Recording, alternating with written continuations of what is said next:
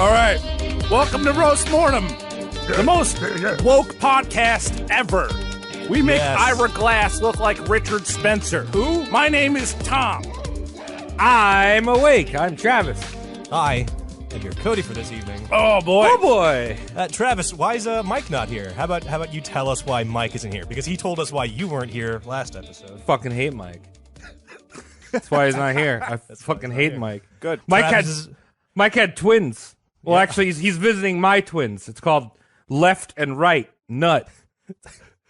Nut. Left and right nut? Yeah. Those are your twins. Those are my twins. Nice. Good twins. So I got a bone to pick with you guys. You're knocking on the mother country yesterday, or on the last show, so hard.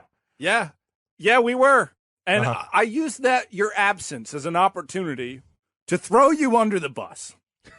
I would make an effigy of Benedict Arnold and suck the cucumber penis. Okay. That's actually good luck. That's good luck, though. Is that an effigy or a sex doll at that point? It's an effing doll. Oh. Tom, I'm the wordsmith. Fuck you. Yeah, sorry.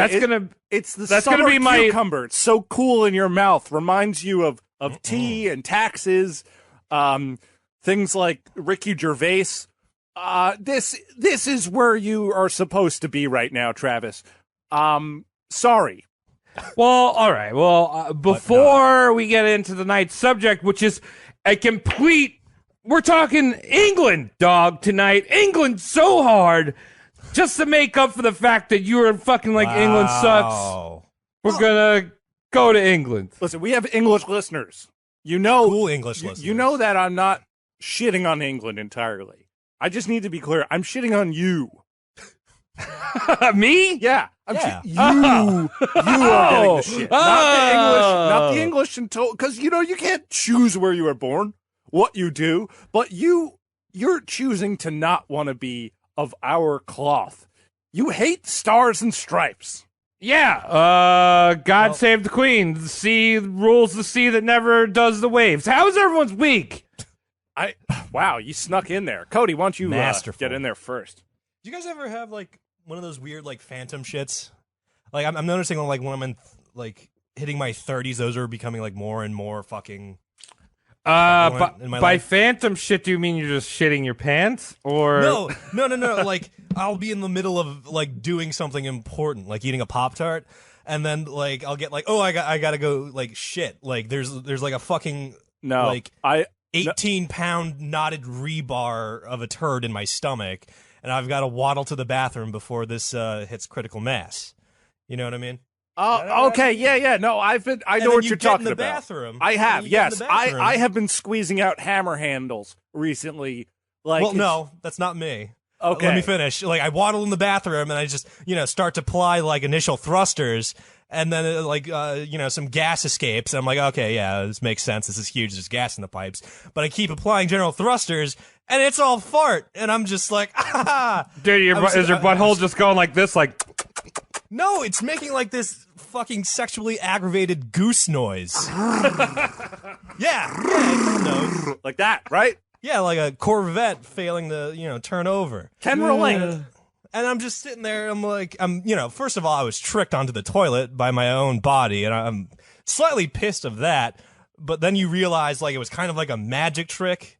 It made, like, a fucking, like, brown anvil made of Play-Doh just disappear. That you swore. You could have sworn. Like, there was, like, a fucking 18-pound, like... Dude, like you guys... inside of you. Cody, you gotta listen... Cody, you gotta listen to Louis Armstrong and take that Swiss Chris. I'm all about that Swiss Chris, dog, now. Yeah, I'm just saying. About that. But it wasn't like I was backed up. It was just like, oh, this entire thing was not the right state of matter I thought it was going to be. Yeah, I have been there before. Not recently, but I know what you're coming from, and it's very disappointing, because who are you going to bill for those hours, No, you still bill whoever, but it's like, it's this weird roller coaster, which is like I was aggravated because I was tricked into being naked on my toilet, but then again, it was just like, oh, this is a magic trick, and I'm like slightly like entertained and like clapping, like, oh, it's gone. You also have to be naked, too, so that's a whole other procedure. Didn't have to wipe, but I did just to be safe. Of course. Cody, let me ask you something. I know, we all know, it's common knowledge. Anyone who listens to the show knows that Cody goes to the bathroom naked, entirely, strips down. Do you make the exception of the shirt? You stop pulling it off as it hits your hair and wear it as a hat. Oh, dude, sometimes I do, like, the entirely over the head, so I feel like Aladdin. Remember how Aladdin had, like, just the vest and no shirt? Like, I kind of do that. Yeah, I mean, that is a good way to shit because you know it's business, okay? Someone knocks on the door, you forget to lock, they see you wearing a hat, they know that you're actually trying to hurry up out of there, and there's no talk. There's no talk. Yeah, it says occupied without saying occupied. Right, exactly. Very good. Excuse me, it says occupado. Get the fuck out of my face. I'm pooping with no shirt on, hat. Just hats only. All right, Travis, how many times did you poop this week, and how was it? How was your week? Oh my God. Well, I have been taking Swiss Crisp because I cannot apply any thrusters post-surgery. It just has to fall out. Oh, no. Because I can't use my core at all for like 8 weeks. You're gonna get... This is going to be ridiculous. 8 weeks of no core strength. Oh, there's just like half a turd just perpetually in you. Yeah, no, I just have to sit on the toilet and wait for it just to like cakewalk out of my butthole. Do you take one of those rubber mallets and hit the top of your head? Yeah. There's a lot of poop talk for a top of an episode. Boop, boop, boop, boop. This isn't what the podcast usually is about, but I am kind of back to healthy. I got my little tube pulled out of my body. My hernia is all stitched up. Nice. And the tube did not have poop in it. Matt kept mentioning that I was shitting in a bag. It was sanguineous fluid. Tom, you were kind of closer with the Capri Sun bag. Right. Because it wasn't poop. I just let Matt have his fun. Oh, yeah. But I'm just saying that it was like, it wasn't blood. I never heard of sanguineous fluid before. What is that? It was like pink water. Like, it was, and I was like, is that blood? And they're like, no, it's just like, you know how you're like 92% water or like 98% water? That's just like the fucking water that's inside of you. But it's bloody water because sanguine is, yeah, blood. So, yeah, you got bloody. Hey, Tom. Yes. Shout out to Sanguisugabog. Wow. So you're all right now. We can make fun of you again. You were making fun of me. Right, I forgot. Right, and I just brought that up. We can do it carefree now. I brought that up to show the listeners that we have integrity. Yeah. Some iotas of it, but yes, it's here. No, I'm doing all right. I just, the day before they were going to pull out my tube, I knocked over a French press onto my leg, scalding hot. French press shatters all over the floor. Oh, right next to my balls. So, and then after that, a day later, I dropped my pizza cheese down on the floor. Did you eat it? I did. Of course he did. Yeah. But I'm just saying, I've had like a Charlie Brown week. I'm a little mopey boy. Well, I'm sorry about that. But I'm not mopey right now. I'm back to being with my friends. Tom, how's your week? Ooh. I'm just glad you told me that your week, even though it was rough, you're smiling. And that's what counts. Am I right? Yeah. Okay. Thanks, Walt Disney. So, my week, what the hell did I do? Oh yeah, I did not roast mortem, heavy hole, the other one. I did that yesterday. We had a morning one. Ooh. We had people across the pond calling in. So we had to make that work. And then what the hell did I do? I'm exhausted. I've done so much and it's all nothing. It's all meaningless. So I'm having an existential week. Dude, I love existential crises. Right. And with existentialism and any kind of talk, it's good to just move past it because you don't get anywhere. So, Travis, who's on the chopping block? Nice. Well, as I mentioned, you guys were shitting all over England last week. Now we're going to be doing the big, fat Henry VIII. Oh. You don't know who this guy is? He's a serial sex boy. He likes getting head. He's head of state. He's a flute player. All that shit. Who doesn't like a good flute? Yeah. So if you haven't heard of Henry VIII, he was the king of England in the 16th century. But before we kind of get into this guy, I want to set the scene because a lot of people, when they think Henry VIII, they think like, oh, medieval times. First of all, he's not medieval times. This is a Renaissance. So they're a little bit smart. Only just a tad smarter. But this is the same time period. Like, he lived during the same time period as Martin Luther, Leonardo da Vinci, and Jacob Fugger, the guys we've roasted. So it's a time of great change in both religion, science, and poop humor. Scratch and hemorrhoids. Poop humor. We're on the breaking edge of something with the beginning of the show because we're just talking about poop so much. Yeah, I'm ready to stop doing that whenever you guys are, but I'm also not willing to stop first.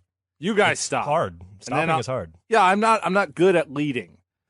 Well, I feel like Americans have this idea of the English being kind of prudish, regal, stuck up, kind of like nerdy, right? Like, especially when it comes to royalty, right? Like, the Queen's English. You know, the Queen's English. Yeah, exactly. Now, I think some of that's a little bit warranted. Sure, royalty is kind of up their own ass because they've never had to work ever in their lives. But I've lived in the UK. I'm a huge Anglophile, and the people of the United Kingdom are filthy perverts that put rock and roll of America to shame. These people are just great. Are you sure they're putting it to shame? Yes.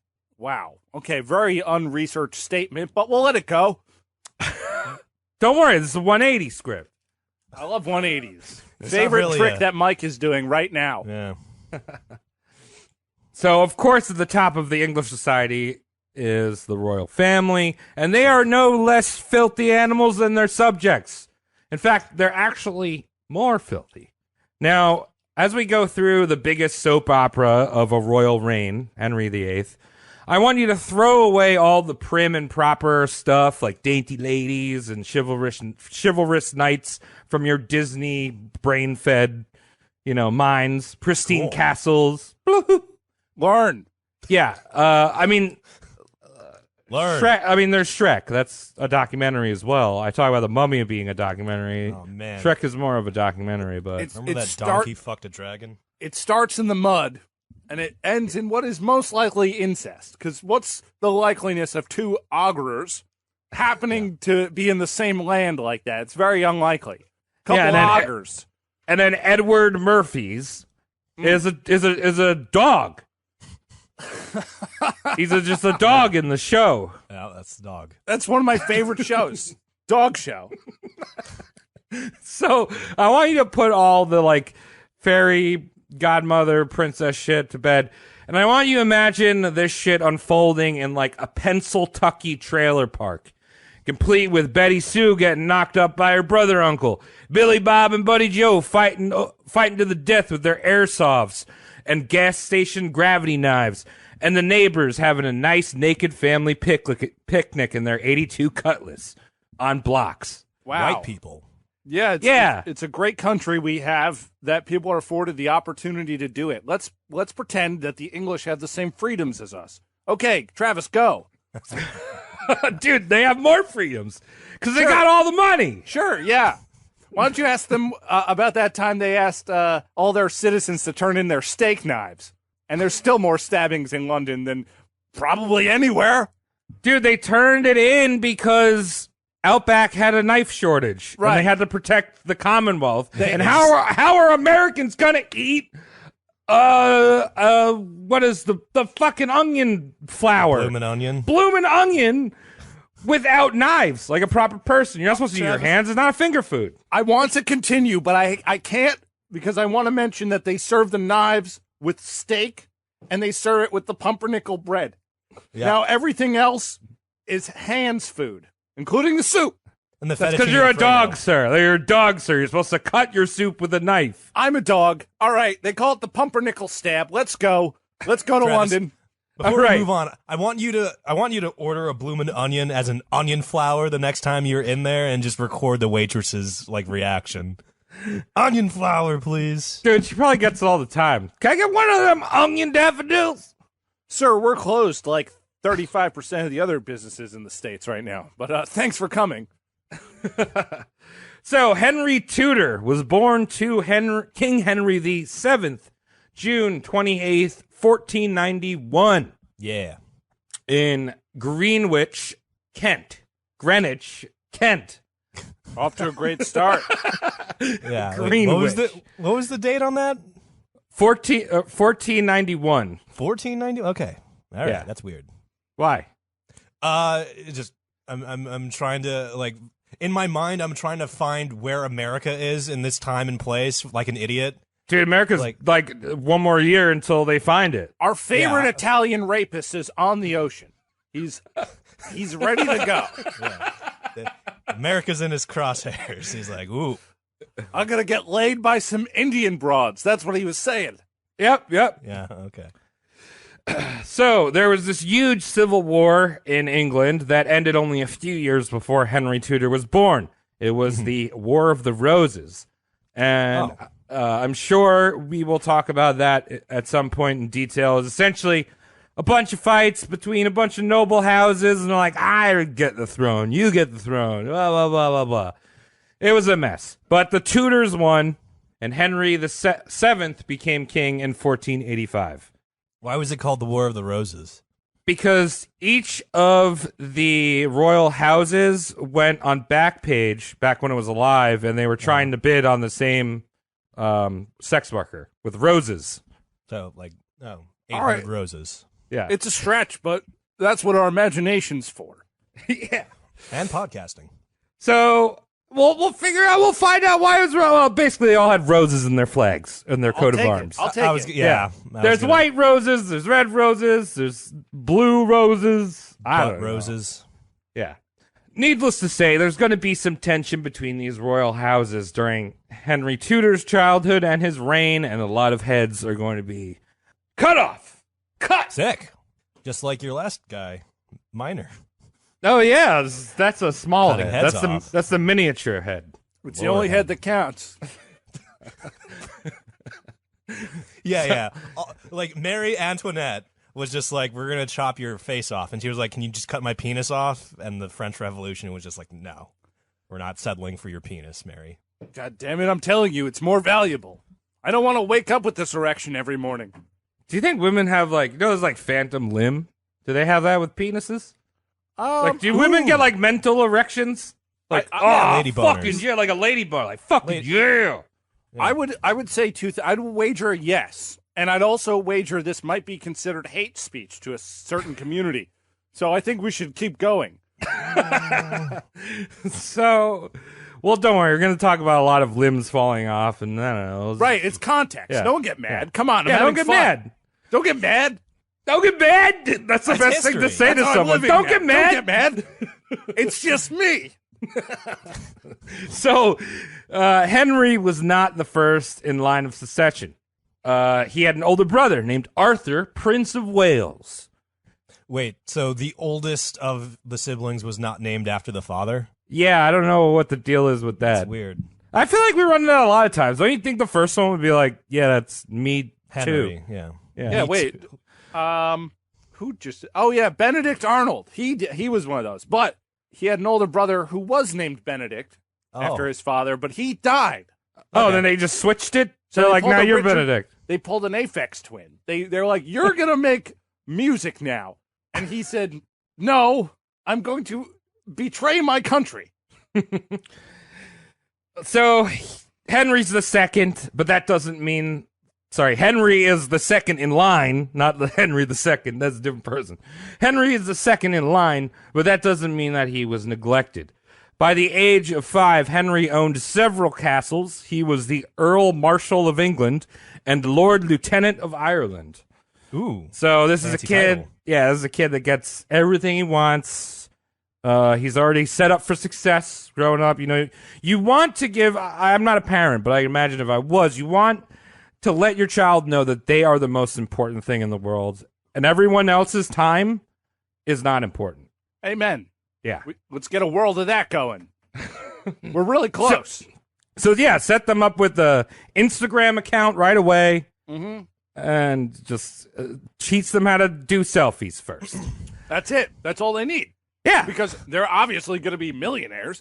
Also, $1 million isn't going to be worth anything by the time they're an adult. that's going Making to $1 be million a year will be the equivalent of $22,000 a year. And every trailer will be mortgaged by the government for you. Wow.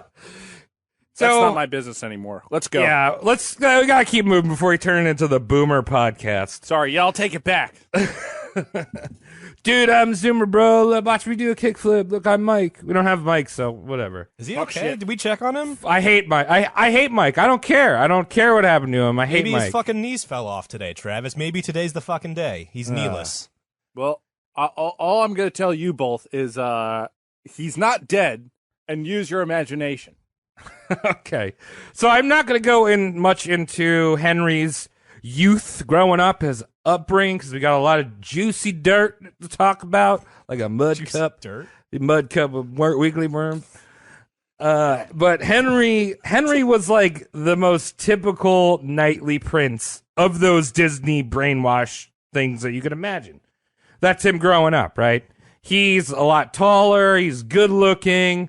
He's way less inbred than like the bucktooth sewer people that are on the throne right now. Was it an accident? What happened? Why is he not inbred? Well, it's just a lot further. It was longer ago, a little longer down the line. There's more inbreeding since. Right. Okay. So I'm learning. Handsome, long tongue. He's ready to ride. Oh, don't get me wrong. He's still inbred. It's just the guy looked relatively normal when he was stocky and wasn't sickly like all the royalty now. Right. No King Charles with a head the shape of a shoehorn. Yeah. Ooh. So he excelled in the art of war. He was one of the best swordsmen in the realm. He jousted, he hunted, he played tennis. Mario Tennis. That was all the rage. Wow. He was also highly intelligent. Really? Which is something that was rare back then because people ate juicy dirt all the time. You're coming back to this juicy dirt for some reason. Yeah. In fact, before the Renaissance, which is what the period we're entering or the period we're in, royals actually used to boast that they couldn't read. They're like, I can't read. You stupid idiot. I got this guy over here who reads for me. He does the talking. That happens today, though. Like certain people who don't understand languages that we're taught, computer languages. I don't know that shit. You know, our fathers. I don't know that. Yeah, I got you for that, son. Yeah. Oh, fuck. I mean, my dad's actually very good. I don't want to throw him under the bus. He taught me how to use the internet, the safe ones, the safe internet. Oh, okay. That's why I'm not a twisted fuck. Yeah, the shallow web. He's very good. I actually go to him when I have problems with my computers. All right, son. First, you got to install Tor. Make sure that your IP's hidden. Yes. So is that your dad? Yeah, he talks like that. He's got a low grumble, especially when he's installing Tor. Internet. Yeah, using Linuxes on my computer. No, you can continue. I'm sorry. Oh, all right. So Henry also had a soft side. He was fond of the arts and music. He played lutes, flutes, and the virginal, which was a medieval organ. The virginal. But he also did play virgins as well a lot with his penis. You missed the joke with his organ. Yeah. His organ penis. You missed it. Cody, if there was a point system, you would have several for that one. Okay. And all Travis, right. Just start over. Negative. Dude, I don't even think of your penis as an organ. I think of it as like another person that lives in my pants. You're not gonna call a person an org. It's an organ.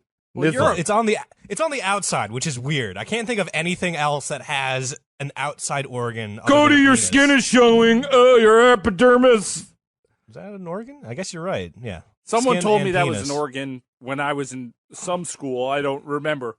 But I think that they're wrong. I don't know if the skin is actually an organ. I think we've been misled by people such as Snapple Corporation. They are people at Snapple. So, all right, this guy had a lot going for him. Everyone loved Henry Tudor. Everyone loved this guy. So, when Henry was 11, his older brother Arthur died at the ripe old age of 15 from a strange illness that doesn't exist anymore called English sweating disease. Yo, okay.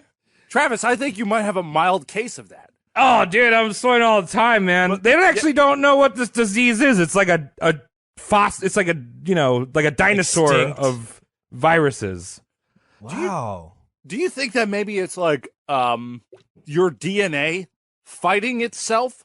Like when you're inbred just enough, and then you match up with. I mean, I know you said they're not heavily inbred. Okay. Well, even the wrong combination, just a little bit, and they start fighting and pushing out all the good oils in your body. That might be. The sweating, the English sweating disease was actually like a plague. Like it was kind of like coronavirus. It would sweep in, and everyone would get all sweaty and juicy, and like people start dying. Apparently, you die in like. This is England. This is England. So it's not a disease. It's the sun. No, well, it's the England. sun came to England. Well, Tom, they're actually also in the middle of an ice age. There was a mini ice age in the Renaissance in Europe. So, like, the sun pops out, and they're like, "Oh, it's sweaty." Right. So, they're in the ice age. They're like, they're cool. They're collecting their nuts, and then all of a sudden, the sun shows up for one particularly warm day, and boom, English sweating disease rocks the nation. 45,000 dead. So no Gatorade to be found. It's Lucasade over there. Lucasade, yeah. Whoa. Ooh.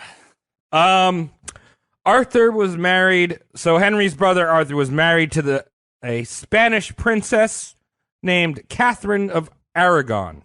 Now remember, back then, you could think of the lifespan as just being really sped up. Because people died early, so they had to fuck earlier and marry earlier. So you could like have kids before you died at like 29. Right. So it's not really weird that he's married at the age of 15. If you think of like that's almost like a midlife crisis. It's fine. Gotcha. Yeah. And also, if you're king, especially if you're a royalty and you're the king, your first duty is to knock your wife up and have a son. A son specifically, because, that's your blood. If you have a girl, then, whatever. Girls don't count. Girls don't count. Well, they can't do anything. Yeah. The only thing daughters are there for, pretty much in the medieval times, were for, like, weird political traits. We're like, I got this daughter, and she looks real pretty. You want to marry her? Give me some land. I'll trade you 4 chickens and an orange. Do you think that the women were just too beautiful back then? That they couldn't see past and see the beauty that was inside, because everyone was hot back then? Tom, all women are beautiful. Okay, I beg to differ, but... Okay. So, anyway, Arthur's dead. This meant that Henry was next in line for the throne. So, the focus shifts to this 11-year-old Henry. And Henry is not betrothed to anyone. He doesn't have a princess. Because they'd, like, line up these kids when they were young. They're like, you're 6, she's 7. But, like, when you're old enough to fuck, you're going to be married. Right. Remember, this is also super Christian, too. You're not supposed to really, like... I mean, the dudes would fuck everything, but if you're a chick, you have to stay a virgin. Like, there's the whole procedure. I'm going to check every day. Involved. You better keep that thing intact. I don't even know how those work, to be honest with you, because, I'm an adult man. No, I'm talking about, like the cherry thing. That's like what they... Isn't that hymen? The hymen? Yeah. Is that a thing that people can check, but then also it's different on every woman, so it doesn't really mean anything? Like a woman it doesn't. Apparently it can break anyway, but I think it's kind of like the concept of like the Snapple top, where you hear the click, and you know that no one's tampered with it. Wow. Well, that's... But the thing is, like, it can break from not sexual things. Yeah. Like, Everyone's riding horses back then. Of course they're popping. There you go.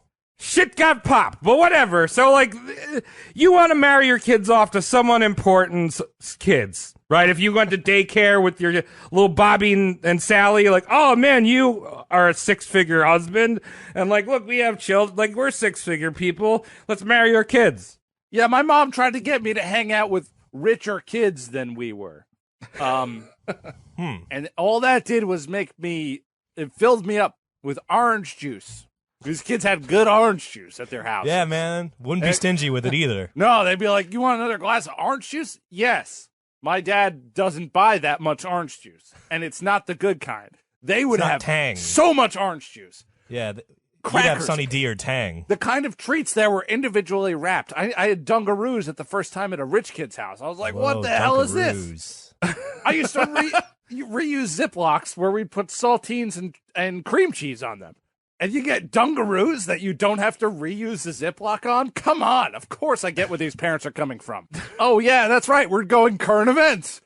Oh, yeah, real quick. Should we just do this? Or yeah, no? yeah, of course. Roast Mortem will be introducing current events for fun. All right, we're doing a pause the story. Henry is not betrothed. We just started, really. But pause the story. I just read an article. I know we don't do this on the show, but I read an article that Vietnamese police confiscated like 300,000 condoms. But here's the catch: they were all used and rinsed out. Okay, so here's my question with that. You just said the number 300,000, which means there's some poor fucking Vietnamese like police clerk schmuck that had to actually count fucking recycled condoms all the way until he hit the number 300,000. Cody, that's like the best job in the world. You have to touch them though. I can't count that high without actually touching it. You know what I mean? Like if I got a stack of singles, I got to touch each one to get to 18. Cody, when I tell a joke to you, right? Yeah. Sometimes they miss. Sometimes you're like, Tom, that's not that funny. You're just being, stupid. Was I doing that? No. What I'm saying here, the analogy I'm going to make is imagine counting 300,000 jokes that are all gold. You can't touch them though. Yeah, but it's the funniest thing ever. Whoever counted them is going to live forever because laughter is the best medicine. They said the container that it was in weighed 730 pounds of just used condoms. But is that like net weight or is the dried Sesmond factor in? How did they zero out the scale for the Sesmond? I don't know, dude. I think they just threw it on there wet like a fish. So but I mean, this all kind of ties in here. Right. We're going to be talking about trying to get people pregnant. I understand, but one thing I don't think you made clear to our listeners is that those were being washed and repackaged for resale. Yeah, that was not like just a bunch of guys washing out condoms on their weekend, on their Memorial Day, because they were bored. Right. These are business venturists. They are capitalists at the heart, and also very ecologically conscious. So we can applaud these criminals. A lot of latex saved from the landfill there. Upcycling. Not recyclable. You cannot recycle a condom. Do you know what happens if you recycle a condom? You kill 300 people on an airplane because they use the wrong parts. It falls apart midair. Everyone's dead. Travis, continue. Okay, so that really wasn't so much of a tangent because this whole story is about trying to get people pregnant. And back to Henry, he's got to find a fucking lady to get pregnant. So King Henry VII is like, I hit the jackpot. Because not only did I get to marry off Arthur to the Spanish princess here, but it means that he got some land and shit in return for that. Now he gets to marry off his other son to another princess, which means he gets even more land and even more jewels. Nice. Because, it's not like the first one's revoked. Like, I was like, oh, here you go. Now he can go turn around to France and be like, I don't know, give me a fucking a bunch of croissants. Right. More, please. Yeah. So Papa Henry asks his son, he's like, who you want married, dude? You could marry anyone. Look at all these sexy princesses out there. And Henry's like, I want that one. And he points to Catherine of Aragon, his brother's wife, his dead brother's wife. Well. And the king's like, wait, you want to marry your dead brother's wife? That's like ghost Eskimo brothers with your brother. And Henry's like, yeah, titties. Well. It makes sense. Kids always want to do what their older siblings do. Yeah. So the king's like, are you sure? Because you know the Catholic Church, and I know you know about that because you're like the star tenor singer in their youth group chorus. Great voice.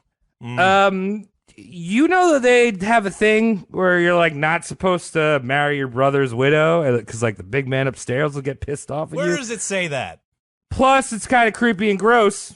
A little creepy, gross. I'm very familiar with the Bible. I read it every night before I go to bed. I still have not found anything that says that's a bad idea.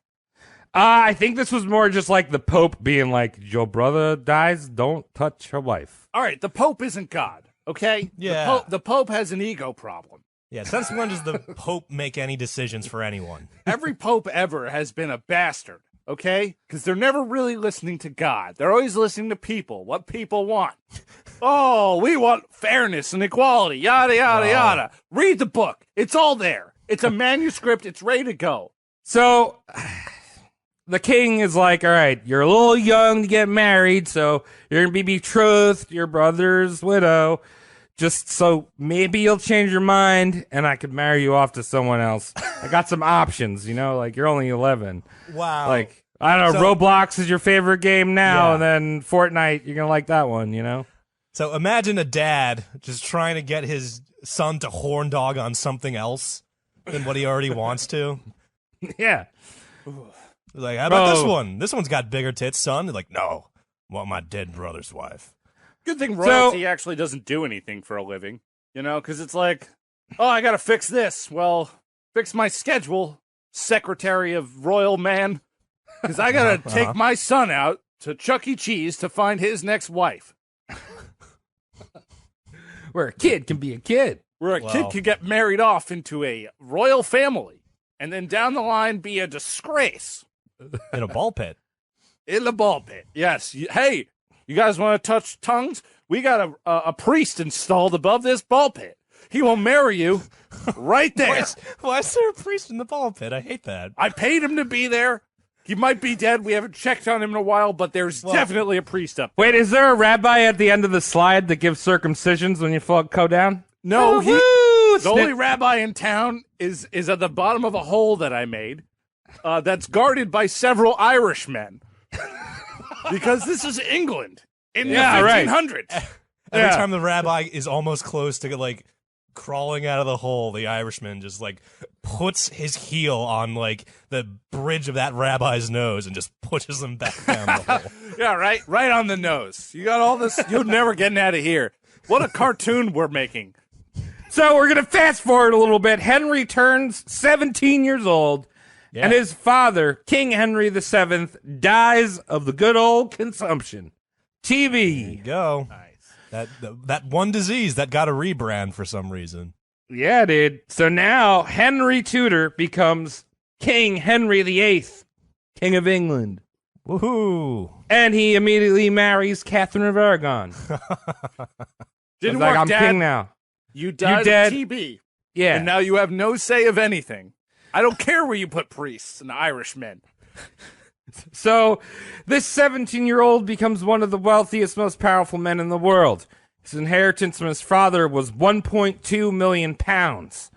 In modern USD, that's about 55 million. But you got to think, on top of that, he's getting all the land. I mean, they own Ireland. They're like the Lord of Ireland. Come on. Everyone knows. If you don't know this, if this is news, and I'm being dead serious here, your wealth is in your assets. Yeah. It's not in your bank account. That's where the kings are the cream. It's like, well, I might be broke for a king, but I still own the property. To everything. All of the property. All of it I can imagine is owned. I'm not having any problems. Yeah, so being a spoon-fed brat for his childhood, he blew through his inheritance pretty quickly. I mean, 55 million, you could blow through that. Yes. Well, whatever. But like Henry, sorry, let me just say, Leave it in Zwick. Yeah, so Henry loved to rejuvenate and buy property and castles. He's like a flipper, right? Like he's like, fuck that. You can put these curtains right over here. It's gonna look lovely. You keep Water the dungeon exactly the same. Maybe paint navy on the dungeon wall. Right. Oh, the backsplash. Yeah. So he's big into that. He loves fashion. He's a fashion boy. And all of his clothes were imbued with jewels and gems, right? Like you think of a typical king, right? You put gems over everything. Right. You And bedazzled. This is before the TSA. So you can put whatever you want on your clothing. Yeah. Yeah. So he's doing whatever he wants, whenever he wants. And now, let's talk a little bit about his court, right? So the royal court was a place of intrigue. Every different noble house vying for the king's ear, right? And while they were supposed to be serving their liege, most times, they were serving their best interest.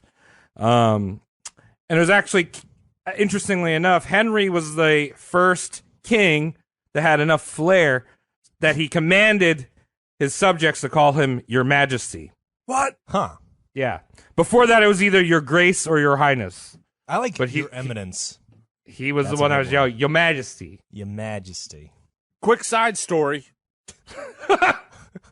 My sister went to school when she was younger, elementary school, with two twins. Of course, two twins. And you could call this somewhat doxing, but I don't care because I'm sure they're nice people. You didn't name them that. I didn't name them this, but yes, these twins were named Your Highness and Your Majesty. And they seemed to be fine. They came over for one of her birthday parties, and they seemed like perfectly nice kids. But then when you think about that name, it seems like child abuse. Yeah. Well, so, I don't know where they are now, but I wish them a blessed life. So the Henry's Your Majesty. He's Your Majesty. He's the first one. Yeah. Without him, they would have never had their name. That's why I brought it up. That's yeah. Everyone knows Your Majesty. We've all heard that term. Right. So you've got this court of people that are running around saying Your Majesty, Your Majesty, and the royal court was kind of like his inner circle or cabinet. So a royal court would usually consist of about 200 to 600 people. And the court consisted of both lords and ladies that not only kept the palace running, but they also, the bulk of them were things called courtiers, which were basically, if you can imagine, like a lobbyist for a royal house. People that don't do any work, they just kind of hang out, and they're like, yo, King, I hear Lord Jimmy Buffett over there needs to get another cheeseburger. It's like Kanye West's camp. It's like his entourage. Is that what that is? His entourage. I think he calls it a camp because he's very progressive and he realizes that we're all children at heart. But he has a camp where all of his producer friends, and trust me, being a producer is not very hard when your computer does it all. And if you want to argue with me on this, I will fight you to the death. As a producer. Yeah, as a producer, your computer does it all, so don't get up your own ass about it. You're not a producer, don't put it on your resume. So yes, that's what Kanye's camp of producers. Right, so you have all these courtiers who are, they're there and they're trying to like get in the king's ear. They're part of his court, right? They're also around for any like major feast or celebration, and same with like the barons and lords, they would show up. But the innermost circle of the court was a thing called the privy chamber.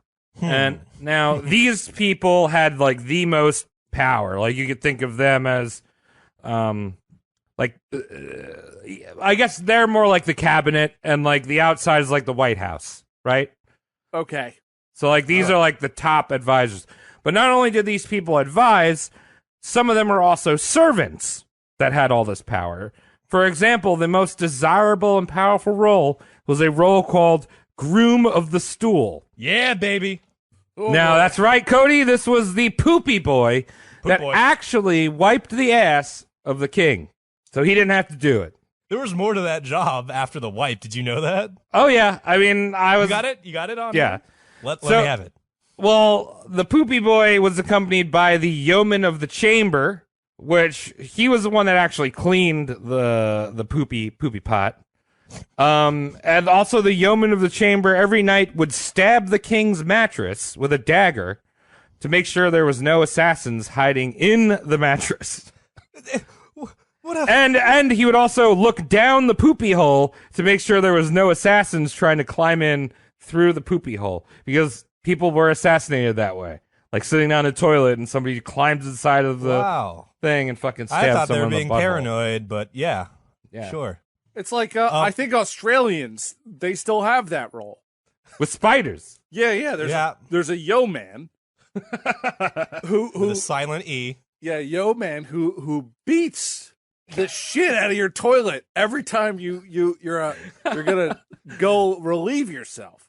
Yep. If you're poor and you don't have one, you're your own yeoman. To which I would say it's a humble job. Yeah.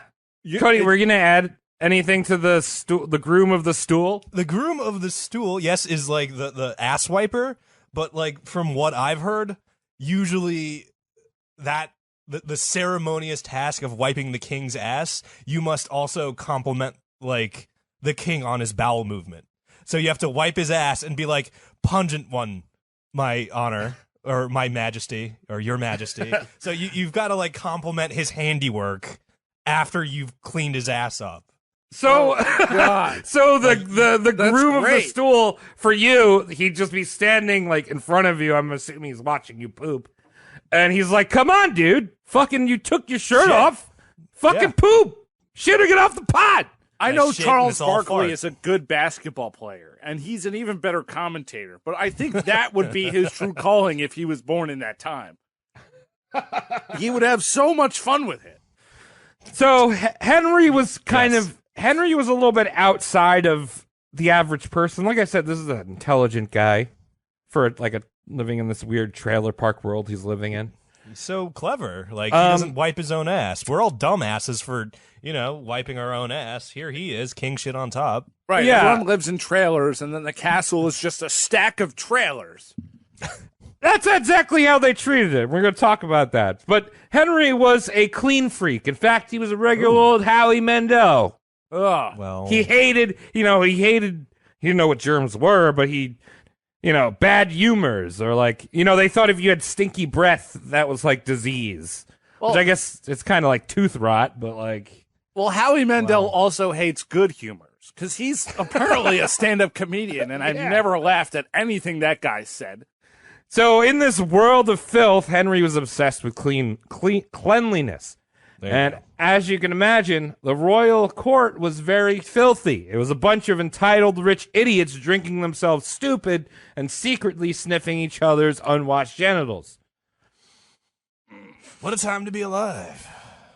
It was very common for these courtiers to just stop in the middle of the hallway and in the castle or palace and just piss on the wall. It's like... Just stop, unbutton your fly, just piss on the wall. Why not? Well, why not? Give me one reason right here. We're all sitting here. Why wouldn't you do that? They have toilets. They have toilets. There's no grout. There is snow and rain coming through, washing everything all the time. Not are they moss on the inside to be found. Peeing or outside? Inside, like in the hallway. No, it's just gonna drizzle down, and they're so desensitized to smell. There's nothing wrong with it. Sometimes they'd be in the middle of eating and just get up from the table and just pee behind them. Well, I say that those people were fairly progressive. Inside. Because if I was eating at this time, I would just pee where I was. Henry was like, yo, stop pissing on my walls. Guys, come on. What the fuck? Fuck. But it was such a habit that people continued to do it. And the way Henry thought of solving this without, like, killing everyone, he liked to kill people. We're going to get to that. But sure. The way he thought of solving this was to simply paint red crosses on the walls. So that way, whenever some bitch bladder courtier was like, fuck, gotta pee. And then he's like, fuck, I don't want to piss on the Jesus torture device that's painted on the wall. Very well said, Travis. Oh, I got nabbed. Got nabbed for... blasphemy again. Yeah. Another thing that they used to do on the walls was a lot of graffiti, especially drawing dicks, which is age-old thing. People like to draw dicks. You can go back to the beginning of time and see graffiti of people drawing dicks, and this was no exception. But they do it on the palace walls. It wasn't like on a rock or something. Imagine, like bringing someone you respect to your house and just explaining like, oh, there's a graffiti dick there.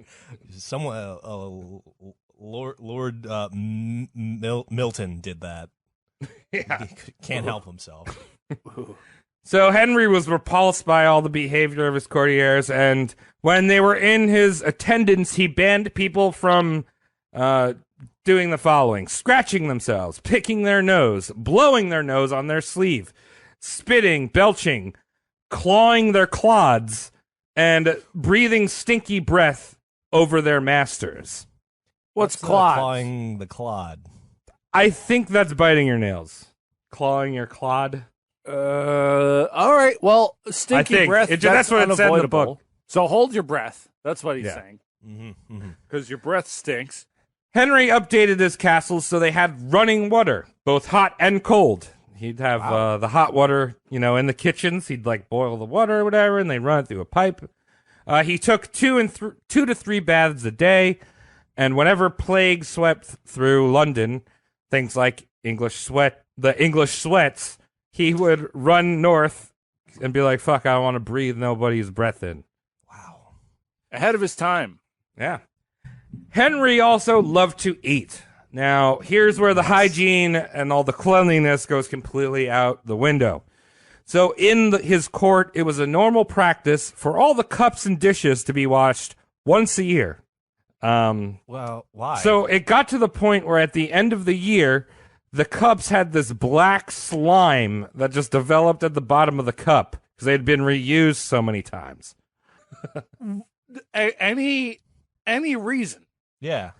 I don't know. They didn't know what germs were. Well, but you can see the black slime. Yeah. And be like, I don't want to drink that. So here's the thing is they drank exclusively alcohol. So maybe the slime kind of just blended in with the booze they were drinking. Travis, you've been drinking alcohol since you were 12. You know, you can look at a dirty beer and go, that's a dirty beer. Well, and it's not like he was doing it himself. Right. Like he could have been just do that, you fucking knaves. Do that now. And they would do it, or else their cocks would be cut off. Maybe they had the cast iron wok mentality. It'll lose its flavor if you wash it. Yeah, that's it. Right. That's what he thought. Lose the flavor. Thanks for chiming in there, Travis, our resident disgusting person. So, as I mentioned, they drank almost exclusively alcohol. Yeah, no. Water was used just for bathing, pretty much, or animals. You give animals some water. All right. You mean from the toilet? Yeah. Yeah, I was gonna say. Exactly. They drank 600,000 gallons of ale a year. That was just for the court alone. On top of that, there was hundreds of thousands of gallons of wine and mead.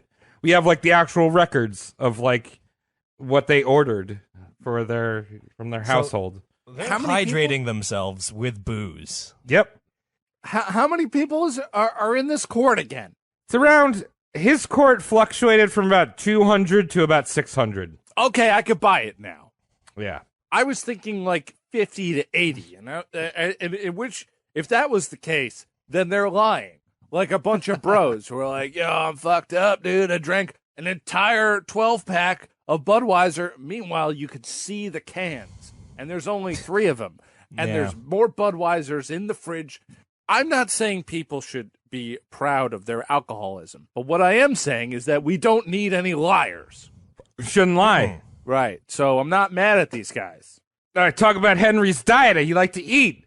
He mainly ate bread and meat because he's the king. He could afford sandwiches, shit like that. Man. This is a very gout. Yeah, very high carb, high protein diet that would catch up to him. But at 17, no problemo. He's fit. He's the fucking good, best looking guy in the world. This dude. At least that's what they say. He might look like an idiot, but he's a king, so he's the best. He looks like a manicured Dr. Robotnik to me. Yeah, well, a lot of those pictures are him when he's older and starts to get a little fat, but we don't really have any good pictures of him when he's young. But anyway, so historians often think that Henry did not like fruits and vegetables, but in fact, he loved them, and his favorite vegetable was an artichoke that he imported from Spain. Yo, those are delicious. Yeah, and his wife was Spanish, so they'd import oranges and all these types of things. But an interesting fact about fruits is back in the day, they believed that raw fruit, if you ate raw fruit, it would cause fever. So people would either boil or preserve or cook the fruit and then eat it. But if like you just took a bite out of an apple, they'd be like, "Oh God!" They'd be like, "No!" Boiled apple. Could you imagine that? Like peeling a pre-boiled orange. Like, This is great. I love me some hot orange. Like oranges are annoying enough to eat, but then it's boiled. Like, oh, the balls on these people. Boiled pineapple. Oh boy, let's eat raw ham and boiled pineapple. There's actually an account that they think Henry had coconut. Because he had something called an India nut, which was like, they said it was a massive nut that was like brought to him by some fucking dude. He's like, that's a big nut, dude. Some hairy fucking nut. Close your eyes and get on your knees, and I'll show you an Indian nut, said one daring prankster. Huge. He was immediately thrown off of a bridge. He didn't get to taste that nut. So this guy liked to eat. He liked to drink. He was super active and manly. And his 4 favorite hobbies, as I mentioned earlier, tennis, jousting, hunting, and archery. I don't think I mentioned archery, but he liked archery. Also, you think about the tennis rackets. You ever do you guys play tennis? I play it all the time. Dude, I got a tennis elbow, but it's not from tennis. Well, we know what that's from.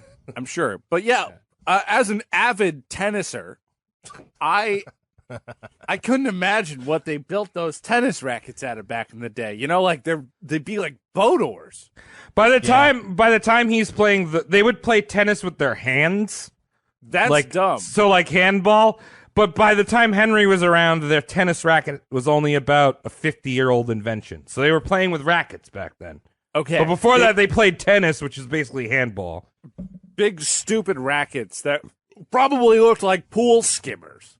Yeah, and the racket was probably made out of, like, cat intestine. Let's argue. Maybe lacrosse is a white person's sport. It's indigenous peoples, man. Well, maybe it's for the whites now for a reason. Because Henry VIII's out there with his pool skimmer or whatever you want to call tennis, which I'm sure definitely had some lacrosse overlap because Renaissance. Say it with me, Renaissance. Renaissance. They're discovering sport, right? So I'm not... Andre Agassi, I can't think of a single lacrosse player's name because I'm not an idiot. Yeah. Oh man, how do they get away with getting scholarships? I don't know why the upper crust of Long Island society loves lacrosse so much when a professional lacrosse player makes maybe a comparable amount to those at Burger King, but their parents pay their rent. Well, yeah, so it's fine. He's the right kind of poor person. How about this? How about we explain what lacrosse is? Because until I moved to New York, I had no fucking idea what it is. So there's got to be just like some people who are listening that are just like, what the fuck are they talking about? Go Google it. It's not important. It's not important to society. What's important right now to the story is jousting. We're going to talk about jousting. All right. Okay. Cody, in a sense, that is a good descriptor, Travis. It doesn't matter. Yeah. No one likes lacrosse except idiots. We're not even going to talk about tennis because that's a stupid-ass sport, too. It's got dumb scoring. Dude, it's not about the scoring. It's not about the chicks. It's about the free lemonade and the time in the sun. All right. Terrible scoring. We're going to talk about a fucking manly sport, jousting, bro. Or as they called it back in the day, tilt. Really? Yeah. So, they call it jousting, and I think the main type of jousting I did was tilt. So jousting is a martial sport that was practiced by the nobility only. And when I say martial, that means that it's meant for war. So the lance was used on the battlefield to devastating effect. And jousting was think of kind of like the airsoft version of, like, if you had guns for war, you have airsoft, jousting, lances, right? Okay. Yeah, because lances for jousting weren't pointy, right?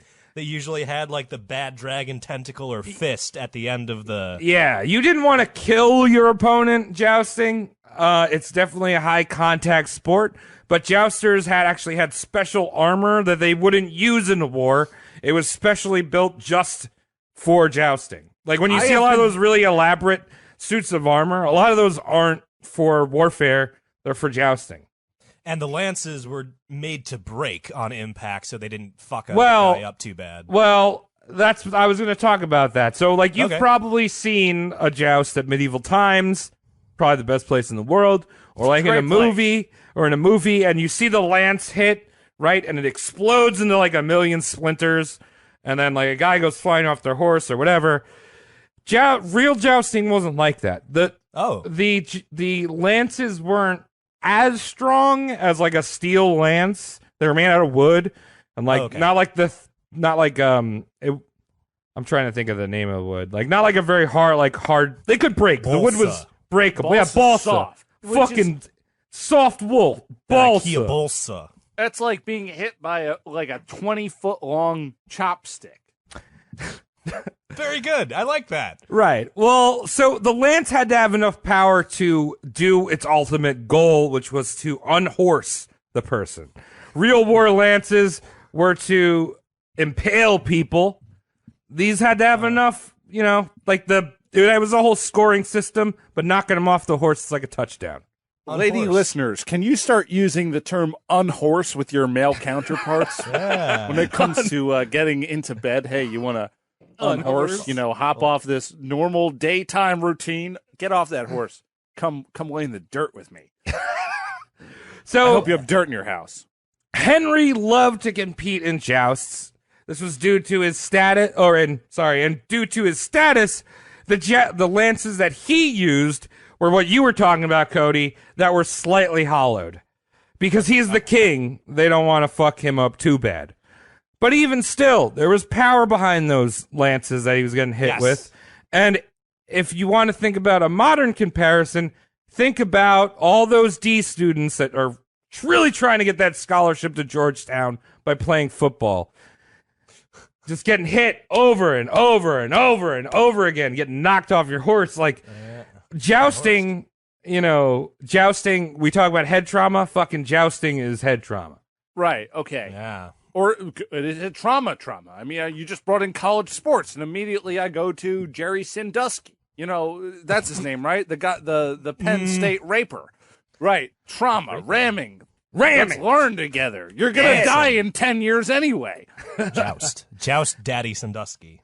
So how was Henry's a married man right now? How's this? You guys want to know about how married life is for this guy? I'm assuming that he's not shooting proper bullets because he's only consuming alcohol. Agree with Tom. He was, in fact, shooting proper bullets. Henry, my friend, he was in the prime of his life and off fighting wars and jousting, and the scepter in his trousers was not exactly monogamous to his wife, Catherine. He's also the king, so what are you going to do?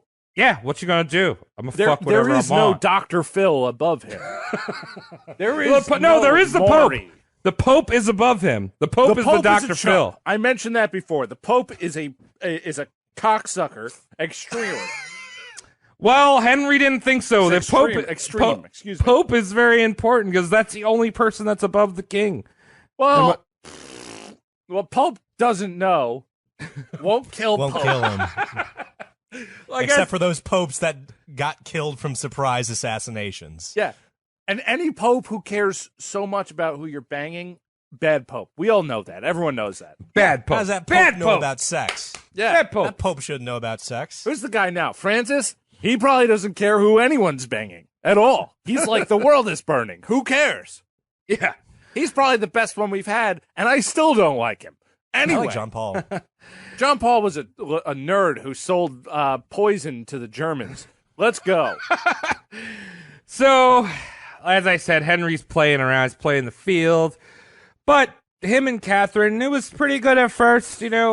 She was very intelligent, which was rare for a woman back then. They didn't have a lot of books. Shut your mouth.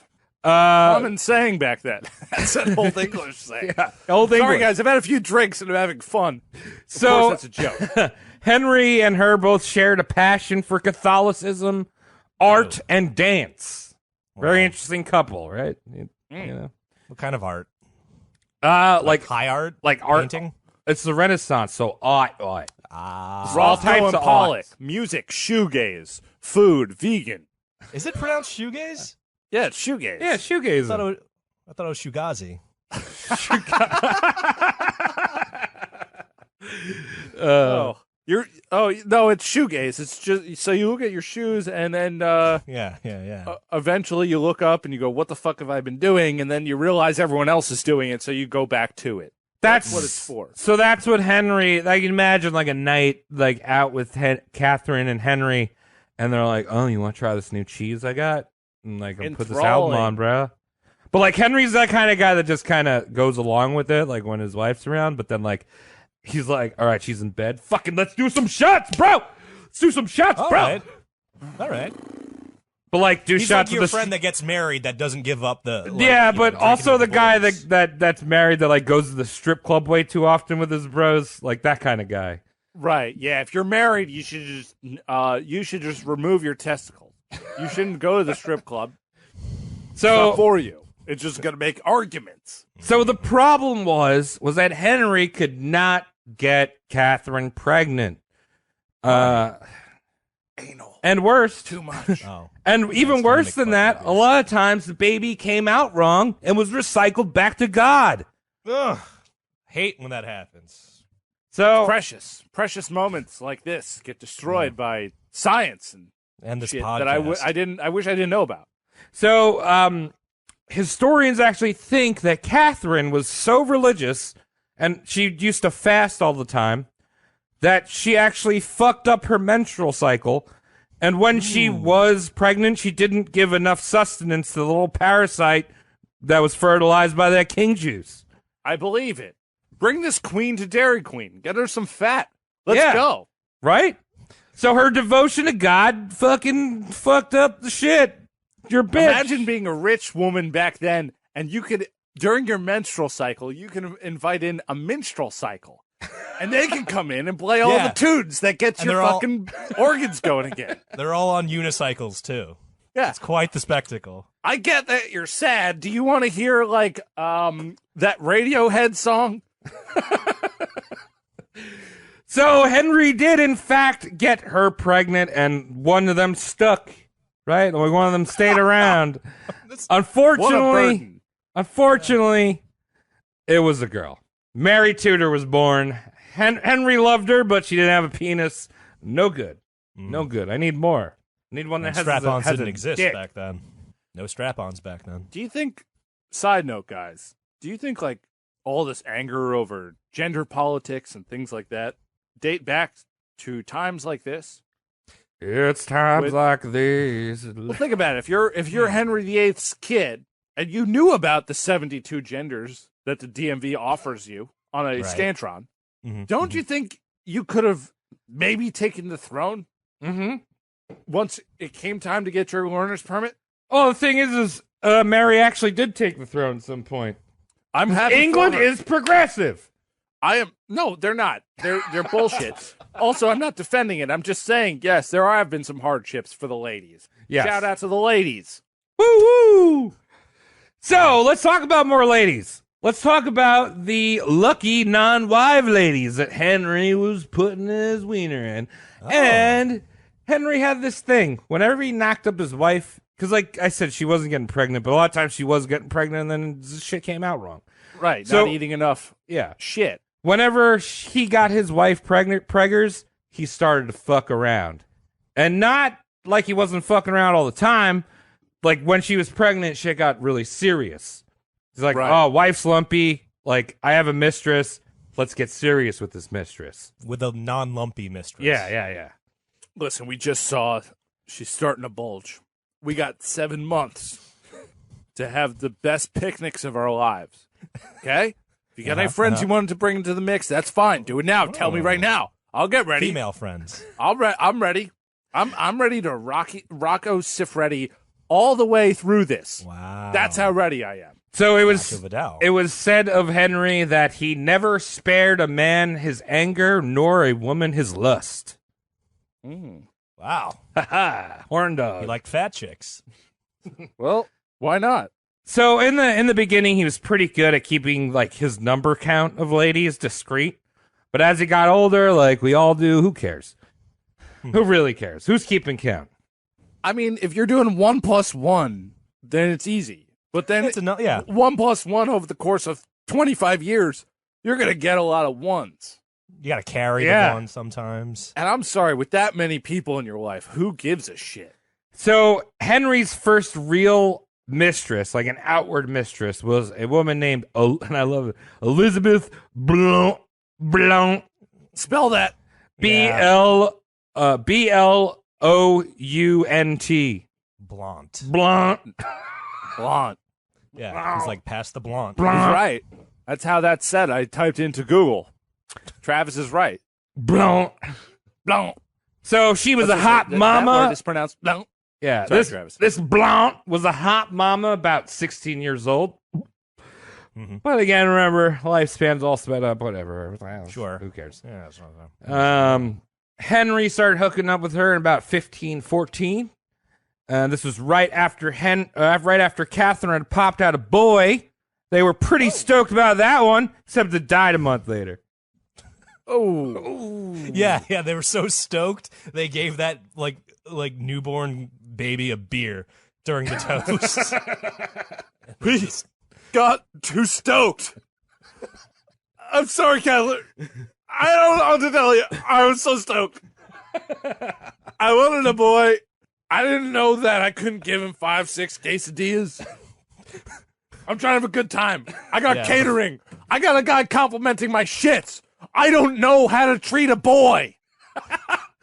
Yeah, he's like boiling tacos to feed the son. Dude, we can't eat these tacos raw. The best thing about having a son is quality time. Quality always counts for more than quantity. Quantity, he had none of. It was a month. Quality, we cannot measure it. Probably vaster than we could ever imagine. So Henry and Elizabeth Blount. So do that the whole Henry show. made Elizabeth Blount his cream queen, and 9 months later, Henry got the boy he was asking for, Henry Fitzroy. The problem was that he was a bastard. It's not your wife's son. Yeah, that's true. So the lineage doesn't work. Yeah. Like that. Usually they come up with like a weird last name. That's why his last name is Fitzroy.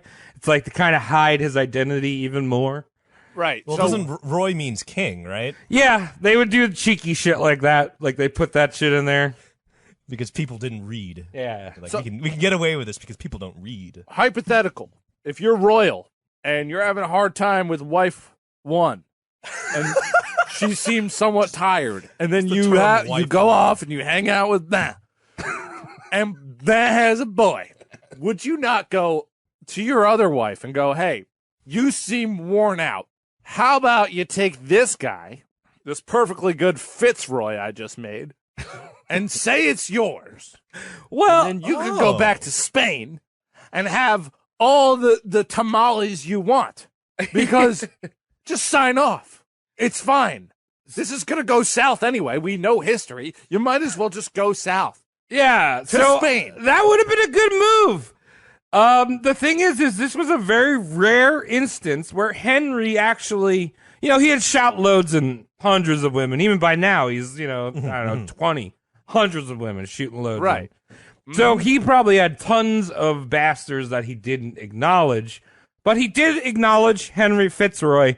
He actually made him the Duke of Richmond and would later make him part of the succession, like royal line.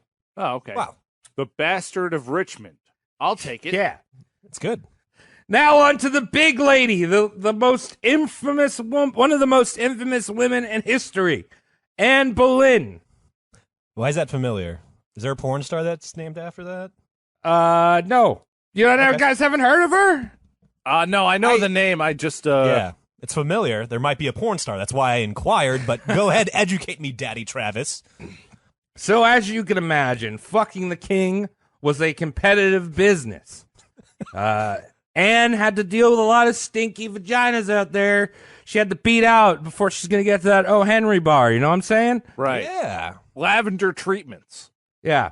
One of her fiercest competition was none other than her mom.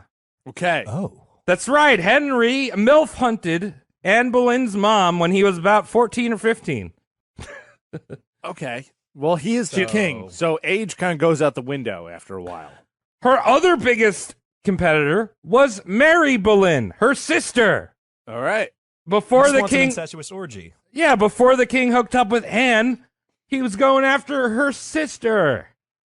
It sounds like a lot of modern pornography searches that will be, you type in on Pornhub any letter, and it will fill it in with a word and then follow it with family. Cute.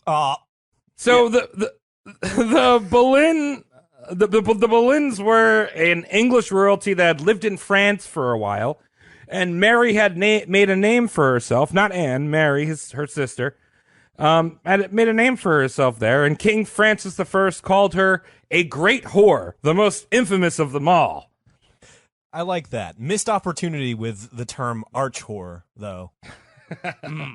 Mary became Henry's main mistress for a number of years, birthed him a daughter and a son. Unfortunately, this son was not a lucky one. It was one that he just kicked under the rug. We didn't feed this one enough rabbit feet. What was his name? Backwards feet Ted? Ted Cruz. Ted Cruz Tudor. He came out weird. For some reason, he only fits into bowling shoes. So when Henry was done pounding the sister, it was time to go sister to sister, and he moved on to Anne. Tia and Tamara, shout out to them. Shout out Tia and Tamara. So Henry headed over to dick some Anne, but Anne was smart. She knew Henry liked to pump and dump after a few babies dumped themselves out of her. So Anne played hard to get. She was like, dude, I know that I've been banging people in France, and I kind of have a name for myself as well, just like my sister, but you're not getting any until you've left your wife. Yeah, it's like instead of leaving text messages on red, which I know is like a thing that kids do when they're trying to play hard to get, the carrier pigeons, that's dinner. I didn't read the message. I threw it right into the wok that Cody mentioned before. You like it? The flavor wok. Now we're going to be talking about your favorite guy, Tom the Pope. Love the Pope. He's a spineless bastard. That's why I like him. So remember, this is the 16th century. It's not like Henry could go to court and his wife would take the fair, even share of 80-20, and that's it. Yeah. Divorce or annulment was something that really didn't happen back then, unless if something really bad happens, right, or you caught your wife cheating on you. Shout out to Stephen Molyneux. Ew. Ew. Fuck him. Don't shout out to him. Oh, no. Guy's shout out to him psychopath. for being such a sad guy. Okay. Call to the show. We don't do call-ins, but try anyway. So you had to get the approval from the Pope himself. Wow. You know, he's got that sidekick. He's getting messages from God, so he knows there's going to be a good one to break up. He's like a match. He's a matchmaker, except the Pope is like the worst person to be a matchmaker because he's not supposed to have relationships with people, and he's the Pope. Right. I excuse me if I didn't catch this before. What Pope are we up to? We have actually talked about this Pope before. I think it's Clement II or whatever. Yeah. Remember we did a skit about him? You played him? Yeah, no, yeah. He's near and dear to my heart. I believe that's him. There was a bunch of different popes in succession in that period, but I think it was Clement. And just to be entirely clear, he himself is not near and dear to my heart, but that character I played was so good. That had I had a lot of listeners write in and say that brought me to tears, that performance. Half of them didn't even know that was you. Yeah, they were like, wow, I could see it in your eyes, the way you played that Clement. You could see it in Tom's eyes through the fucking podcast. Yeah, I'm a good actor. What was it that Henry saw in Anne's eyes? She's a what's she, a looker? Most accounts said she was gross, and she had an extra finger. Oh, one of those 6-finger people. Ooh. Yeah. What But I mean, maybe nationality was she? What? What nationality was she? English. Well, Neanderthals had 6 fingers on their hands. Like Well, early hominids, they were 6. We're actually losing our pinkies over time. If you didn't know that, this is science now. So get your fucking pads out. But there's a recessive gene in all of us that has survived all of the interbreeding of the Neanderthals Because it's get dominant. rid of it. Yeah, it's Right. Well, I guess Anne was more Neanderthal. right. She had that thick forehead, those hairy arms. Oh God, he was probably so turned on because a woman, a powerful woman, really is attractive. Fucking knuckles for days. Yeah. Ooh, man. So Anne basically becomes de facto queen right now. Henry's openly smooching her in court, golden showering her with gifts. And this whole push for Henry to leave his wife was called the Great Matter. And it was the talk of all courts in Europe. Everyone's like, you see fucking Henry and Anne, that whore that I banged a couple years ago? Oh, fuck. The Great Matter. Well, that's the only thing that was happening back then. Yeah. News traveled slow, too. So you'd probably, get it and they'd already be on to the next thing. Right. Yeah. So, sure, kings had a lot of mistresses. That was kind of a universal thing. But for the most part, they kept it discreet. And Henry was out there just snogging in, all while his court's like, should we behead this Protestant, your majesty? He's a real idiot. It's like, yeah, I don't care. Whatever, do it. Okay. Don't care There for you him. go. Mm-hmm. So around this time, Henry, he's still the prime man meat. He's in his 20s. He's jousting, he's hunting. But he suffers a rather severe accident. So Henry, who is constantly buying new jousting armor, he always wanted to look fabulous. Yeah. He bought this new harness, and he, put it all on. He's on the tilt yard, which is where they jousted. Cool. And he's like, dude, check this out, dude. It's got truck nuts in the back, bro. This is fucking sick. Nice. Wow. And he mounts his horse and forgets to put his visor down. How? I don't know. He's just like, dude, I look so good. I want everyone to see me. Right. Okay. Right. So he forgets to put his visor down and he speeds off down the tilt yard. Now, the Duke of Suffolk sees that his visor's not down and he screams, halt, halt, to the guy charging at Henry. But unfortunately, his opponent did not hear him because he's on a horse and has a huge helmet on. Yeah. And his lance lands right on the top of his visor that's open. So not only did it force Henry's head back and unhorse him, he got a face full of splinters from the lance, sending him in a daze. Right? Like, and he's on Holy the ground. shit. He's like probably knocked unconscious for a little bit. Now, from this point on, Henry used to suffer extreme headaches, which is one sign of having crazy head trauma. Right. Like, you talk about a lot of these football players or hockey players that like lose their mind because they're fucking getting mashed. This is when this shit really starts.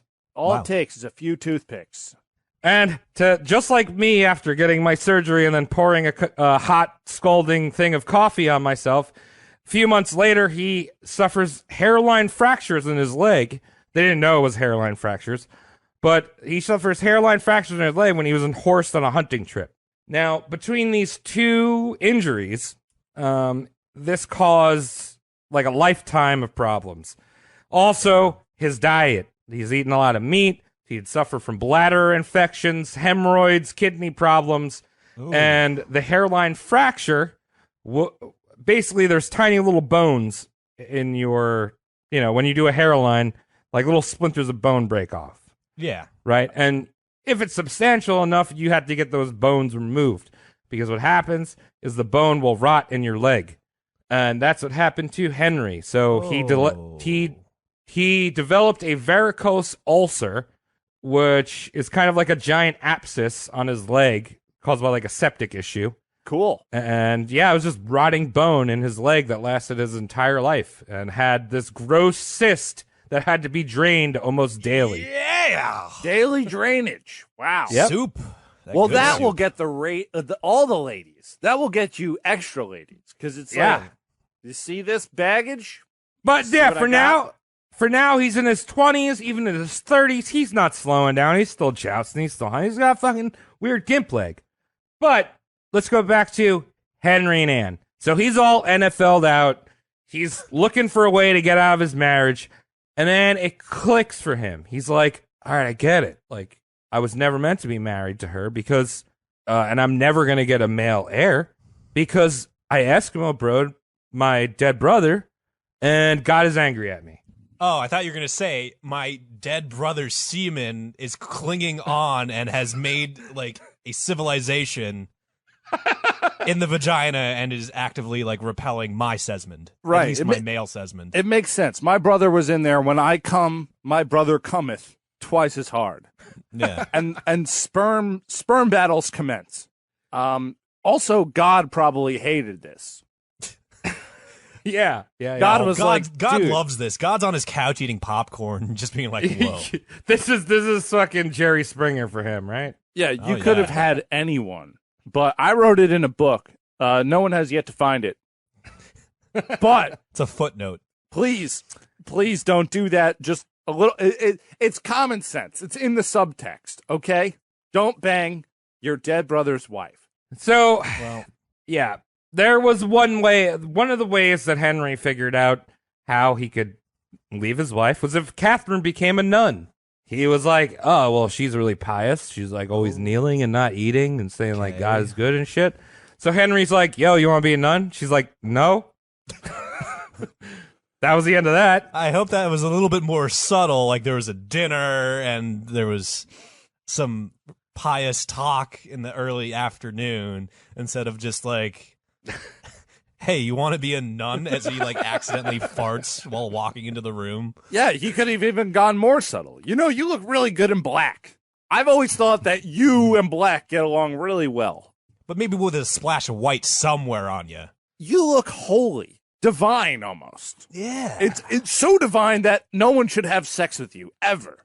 No, me included. Yes, exactly. Maybe you should move on to a role that would make you wear black and not have sex ever again, especially with me. I kind of took the route of not so tactful. I mean, this guy's getting fucking his head mashed in every day with a fucking getting knocked off a horse. I think he was like, "Yo, you want to be nun?" It's like, what? I like to think that's the first thing he said when he regained consciousness. Right? Ah, you want to be nun? So Anne is also, on top of all this, Anne starts to feed Henry some of her radical ideas. You see, Anne leaned towards the new Lutheran Protestant church. This is crazy stuff. This was stuff that Henry was actually burning people on the stake for. Literally burning people on the stake. But it's all right with her. Yeah, it's all right, because that's the girlfriend, right? Like, oh, yeah, I will totally eat that quinoa. I love it. It's great. Great stuff, yeah. All the flavor. You want me to inspect your poop? Daily. All right, let's get into it. So this is the actual time period where Martin Luther is nailing that shit to the door and all that stuff. So, you know, this is some Travis. crazy radical, this is like Timothy Leary crap. Martin Luther was like 10% nail gun. He was just always nailing shit to doors, annoying everybody. Sometimes by accident. Yeah. Yeah. A total asshole. So Anne and a bunch of her radical friends, many of whom, like Thomas Cromwell, who was like the great-grandfather of Oliver Cromwell, had become part of Henry's privy chamber, which I mentioned earlier. That's his inner circle. And they're like, yo, dude, Catholic Church, never gonna let you get that pussy. Like, I don't know, it's probably my sister, but like, never gonna get that pussy. Sure. But you could always have Parliament just like break away from the church. He's like, oh, I don't know. Because England and the Catholic Church has gone back 1,000 years at this point. They're tight. But Henry needs to get his dick in that. So, in 1532, the Church of England forms and breaks away from Rome. Yeah. Just so Henry could get his dick wet. Yo, baller. Congratulations. You're another form of tyranny. Henry was given the same powers as the Pope. He could now miraculously talk to God. And trust me, he believed that shit. He was like, yeah, I hear him now. I didn't hear him before. I hear him now, though. I got a Discord channel with that guy now. He let me in. Unmuted me and everything. Now all that Henry had to do was dump Catherine to get that Anne vagina.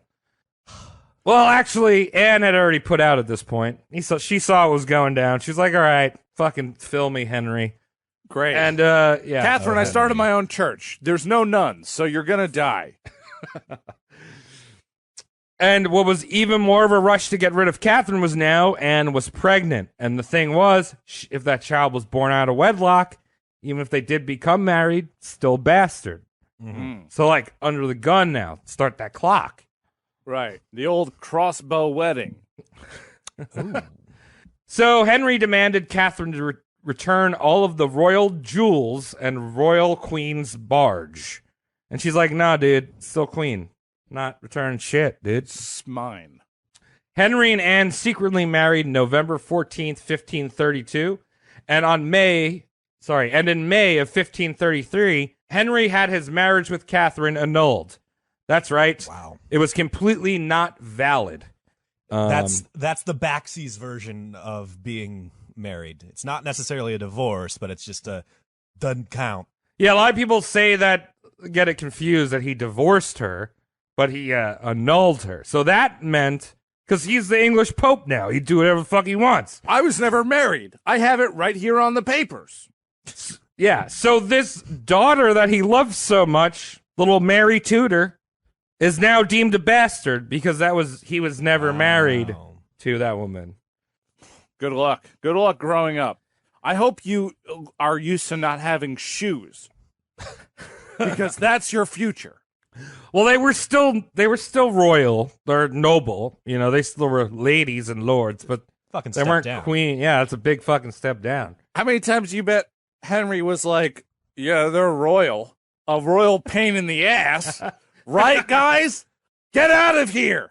Stop peeing on the walls. You have to knock. Yeah, let me wipe your butt. Yeah, you come in. I just had a nice turd. I'd like you to wipe from back to front because I'm not a pussy. Take risks. Yeah, I might be dying from the legs up, but I am ready to be wiped. Healthy shins. Dying from the legs up, though. Anne and Henry were at last united under the crown. Making hand gestures because this is so epic. You do, yeah. You look thinner, actually, dude. It's all that sanguine fluid that's been pulled out of me. Maybe that's the menace.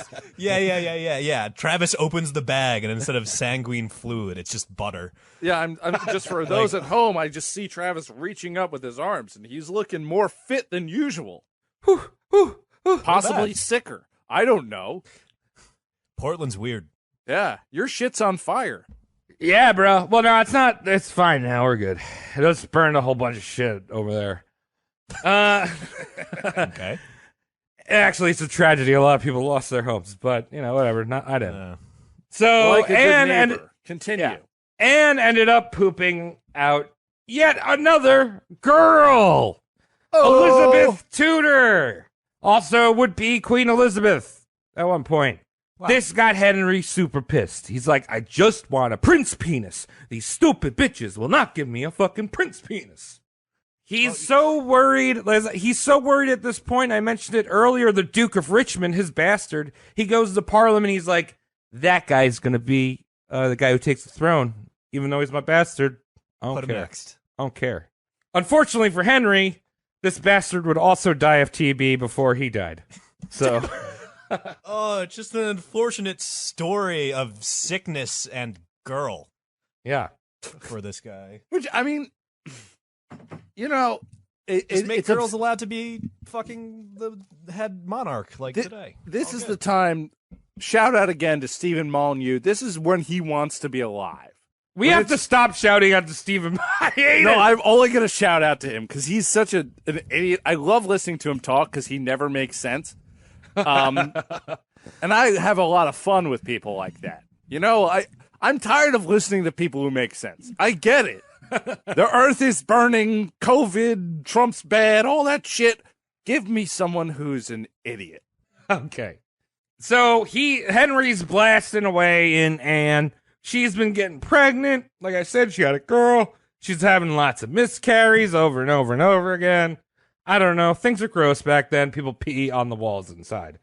So it's probably not the most hygienic. Babies don't live like that. So, as I bet you, the Queen's getting pregnant over and over again. And what do we know about Henry when the Queen's pregnant? He gets his D-wet on those kilogram.com ladies. Wait, what? Kilogram.com? English porn? Oh, yeah. No, I don't watch English porn. It's, all the dicks are left-leaning instead of driving on the right side of the road. While Henry's out on a fake taxi cab ride, Anne is blowing through the royal coffers, dresses, shoes, jewelry. Some things never change, am I right, boys? Never been divorced, but I've heard that story many a time. So she even had Henry buy her a rare breed of toy dog that she called Little Porcoy. Is this a corgi? It's probably like like a little stupid corgi. What's with the English and corgis? And also, why does the internet like them so much? I mean, corgis are great. I think so. They look stupid. Yeah, they're just dumb foxes. That's what they look like. I don't know why you'd want a dumb-looking fox. Wouldn't you want a cool one that looked like extra cool? I get plain fox. Give me a plain one. Just give me a fox. Corgi's dumb. Continue. A lot of people claim that Anne was some strong, empowered woman because she was basically filling up the privy chamber with all of her Protestant-leaning courtiers while Henry was fucking around with high school girls. These courtiers were changing the policies and pushing the Church of England towards Protestantism or humanism because they didn't want to call it Protestantism because if they did, they'd be burnt on the stake. Oh. Yeah. So all that meant, though, was now Henry got confused and he was just burning Protestants, as he was before, and Catholics on the pyres for blasphemy. Oh, my God. All right. Now, I admit the opportunity for women to hold power in 16th century England was not that great, and Anne was able to use her vagina to get there. But I still think she's just a stupid skank. I don't know. There's nothing really empowering about Anne, in my opinion. You see a lot of authors write, and they say like, "Oh, well, she like ran the state while Henry was being a jerk off." Like, I mean, look at all the prominent authors out there. They're idiots. I mean, like, who wrote about her famously? Well, the book I read called Henry VIII by Alison Weir. Great book. She doesn't really do that, but I've read other books on the subject, and they're like, Anne is one of the most powerful women in history. And I'm like, I don't know. Fucking knocked up by a king. She had a vagina like a horseshoe crab that was able to dictate what her man's was up to. Yeah. Also, it was probably a perception of power that wasn't existent because her husband's out fucking other women's. Yeah. And she's just there bringing in her cabinet friends from stage crew that she got close to. Who cares? It's not like this guy, he's end all be all. He still gets to choose what's going on. A cabinet's only as powerful as a smooth brain lets it. Right. So, and Anne is not delivering an heir that Henry wants. He's slamming around, and their relationship turns from lovey-dovey. He used to be like, I'd do anything for you. Now it's like, yeah, get out of here, woman. Anne was also not above bitching out the king in front of people, which is something that the queen never did. You know, he'd be sitting there, and she'd be like, where's little Porco? I want to see my doggo. Yeah, no, definitely. I don't know why I said anything just there. That's just stupid. Henry actually told her this as a quote. She had good reason to be content. She had, me in quotes. She had good reason to be content with what he had done for her. Were he to begin again, he would certainly not have done as much. She ought to consider where she'd come from. And think a lot more about where he comes from. A Talk about his dick. That's the only reason you're there. That's where you come from. Shortly after that, Anne's little dog suffered a fall and died. We don't know what it was, but I'm imagining the king just punting it off of a balcony. Yeah, well, we all suffer. Okay, we all suffer. We can all relate to this. I think this is history not exactly worth noting, but here we are, roast morning cast, having a good time. Shout out to Stefan Molyneux for no reason. Stop doing that. I've never heard of a dog dying from a fall before. Was this like some kind of Guinness record first? I don't know. Castles are tall. That's also true. I have a friend. I'm not going to dox this person. I have a friend whose older sister had a teacup, one of those teacup dogs, and she wanted it to be as small as possible, so she basically starved the thing. She gave it like nothing, and then it fell down the stairs one day, walking out of the apartment, and died. Well, that's terrible. And it goes to show that women need to rethink what kind of dog they have. Get a Mastiff. And perhaps if they want a very small dog, they should encase it in a hamster cage and leave it at that. And that's the end of the conversation. Resin. Careful. If you go too small, you got a rat on your hands. And not all dogs are supposed to be rats. Yes, they're cute, but leave them in the cage. They don't need to venture. Their legs, they get so tired. So also around this time, Parliament passed the Act of Secession, which meant that it was possible to investigate, hunt down, behead or hang and quarter people that did not recognize the king as the deputy of God. Wow. So the king is all fired up by this. He's like, did I talk to God? I know what he's saying. He's saying, come here, you're a good boy. Let me stick my penis in there. And he's just beheading people left and right. Respect the badge. Yeah, he's doing that. He hates his wife. He's cream pieing every woman in sight. He holds these things called the Feasts of Ladies, where him and a couple of lads that he liked would get about 30 to 40 hot chicks and just get drunk with them. The Feast of the Ladies. You know, I'm sure that sounds great to a lot of our listeners, our male listeners out there, who, by the way, you're pigs. I'm sure it sounds great, but remember how dumpy some of these ladies probably were. They were getting dragged out of hay barrels to be at these parties. So, not to say there weren't some beauties there, and shout out to the ladies. But, it was probably a nightmare. Fucking beheading, jousting. Oh yeah, and there was also another accident that happened where the king was unhorsed, and his armored horse fell on top of him and knocked him unconscious for 2 hours, and people thought he was dead because they don't know what unconscious means. Right. You're sleeping or you're not. Who would fall asleep now? You've just been hit in the head, sir. Why would you be sleeping like this? They're just squeezing a rooster like over his unconscious body to try and wake him up. My liege! Right. Your horse did it wrong to you. Shout out to Tobey Maguire. Well, he ended up being all right, and his dick still worked, which is the important thing. He has to get that male fucking vitality. Boy. It's the male vitality. I can't imagine a redheaded Alex Jones at the age of 27 being this person. So if you want to paint that picture in your head, go for it. So more easily see Alex Jones as the horse. Or go back in the podcast to right before I said that, and then skip 15 seconds, and that will get the idea out of your head. Some of the courtiers in his court were not too happy in the direction that the country was going. They hated Anne, and they were like, we need to come up with a plan. And they realized that if the king could leave his wife, his one queen, his wife, and marry his mistress, maybe he could do it again. So they plopped Jane Seymour right in the path of the king's penis.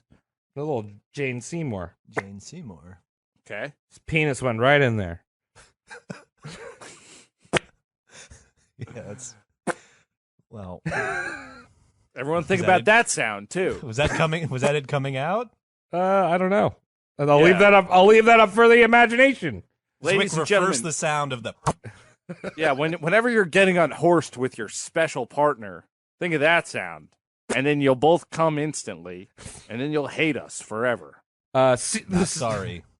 The Seymours were a minor noble household, and they wanted control of the privy chamber, the poo-poo land. And they're like, hey, he took the bait, he's going to fall in that vagina, and that's exactly what happened. They played their cards right. And people also started feeding the king with these crazy ideas that Anne had used witchcraft to make him fall in love with her. No jokes, women sometimes do that, though. I've seen it. What Hey Arnold world do you live in? He's living in the real world. All right. I'm not going to shout him out again, but I think that's a sentiment that's very MGTOW. Oh, okay. Jesus. This way. Nothing. I was just mentioning. I was making a joke at your expense about the saddest community in the world. I felt it. Don't worry. Okay. All right. Well, we'll talk later. Henry is now balls deep in Jane, and these cock and ball conspirators start making up tales about Anne sleeping around behind his back. The main culprit of these affairs was a guy named Mark Smeaton. And Mark and Anne met at a dog fight in London, because they did do dog fights and cockfights in London all the time. Perfectly civilized. Then. Yeah, perfectly lovely. Civilized. Get in there. So one of Anne's traits, as you can imagine, she was able to hook up with the king, was that she was really flirty. So it was kind of easy for her to be pegged as cheating on Henry, even though there was no evidence of that. You know, she's just like one of those flirty people. You've met people like that. Do they fuck you? I don't know. That's never worked with me. There's almost no such thing as evidence at this time. This is pre-scientific. Testimony. Well, yeah, people believe in all kinds of hoo-ha about, it doesn't matter. We were just standing on a table together. We're praising God. No evidence to be found here. She's beaten Smeaton, right? Well, they're hanging out together. Okay, so retroactive evidence, when historians look at these writings and everything that is it, there's actually evidence that Mark was not sleeping with Anne, but sleeping with Anne's brother. And these conspirators used him as the fall guy and also to get rid of a sodomite. Because if there's one thing that they didn't like back in the day, it's butt stuff. Having fun. Look how far we've come, okay? We're eating ass, doing weird things with elbows and anuses. People are mad about our lack of progression. I say, remove the mouth from the anus for just a minute and look around you. Smell the roses. We've made it so far. So Smeaton, this guy Mark Smeaton, was taken to the Tower of London and under extreme torture admitted to an affair with Anne. But when you're being tortured that bad, I mean, this is when they used to put people on the rack. Right. You know, nothing good happens in the Tower of London. Yeah. So he admits, he's like, yeah, I fucked Anne. And Smeaton was executed along with a few other suspects that were suspected of hooking up with the Queen. Great. But out of the 20 encounters that that people were claiming she had 11 clear alibis. Like I wasn't even in London. Like this guy was in London. They're like, you're a witch. You had phone sex with him. Yeah. You're a witch. So Anne was arrested, taken to the Tower of London, and on May 19th, 1536, at the age of 29, Anne was led up to the executioner's scaffold. She was wearing all red because she didn't want the blood to ruin her dress when her head was cleaved off. Wow. And she did not disrespect the king. That was a big thing they had back then. You had to look good when you were going to die. You remember, you're going to go to Jesus. You don't want to talk bad about people. Didn't we talk about this in a different episode? You would tip your executioner to do a clean job and to make sure you looked hot as fuck to all them necrophiles looking out. Yeah, that's. I don't know if there's a tip. She was the queen. I don't know if she needs to tip the guy. But, she didn't have any money anyway. Yeah, she never made an honest dime in her life. But she would go, oh, here, my husband who's about to slay me bought me these pearls. Why don't you bring them home to your wife and beat her with them and then sell them to a pawn shop, okay? So Anne laid her head on the block and started repeating the prayer, Jesus, have pity on my soul, over and over again. The executioner's sword fell and chopped her head off in one clean cut. He lifted her head up by the hair to the crowd for all to see, and her lips were still moving, reciting the prayer. Metal. Well, what prayer was it? Jesus, have pity on my soul, over and over again. You said that, but I don't know if that's true. I think maybe something else, maybe a little more colorful. Maybe I saw the witch doctor, and this is what he said. Boom, boom, ting, boom. ooh, ee, ooh, ah, ah, ting, tang, walla, walla, bing, bang. You really get to show off, between all the bees and the wah sounds, you really get to show off the lips, especially to a crowd. Ooh, ee, ooh, ah, ah, ting, tang. Everyone say it. You'll really know where your lips are, okay? It's good. So Anne's dead. Now Henry has Jane Seymour, wife number 3. Jane does the impossible. She blasts out a son for him. Hey! Way! This one's got a fucking flesh snorkel. Look at that. Yeah. God. Ugh. It was a sickly son. He did live long enough to inherit the throne from Henry, but then he died without any heirs. Merp, merp. Half credit? There's not much to say about plain Jane because she died in childbirth. But hey, he's got a son. Whatever. We're good. Cool. On to the next. We're good. She's dead. We're good. Next one. So around this time, Henry's like, dude, I'm going to still fuck mistresses. Gots to fuck me mistresses. But I should probably get like a royal wife this time. Like, there's plenty of princesses out there. Like, why do I keep going to these hoes?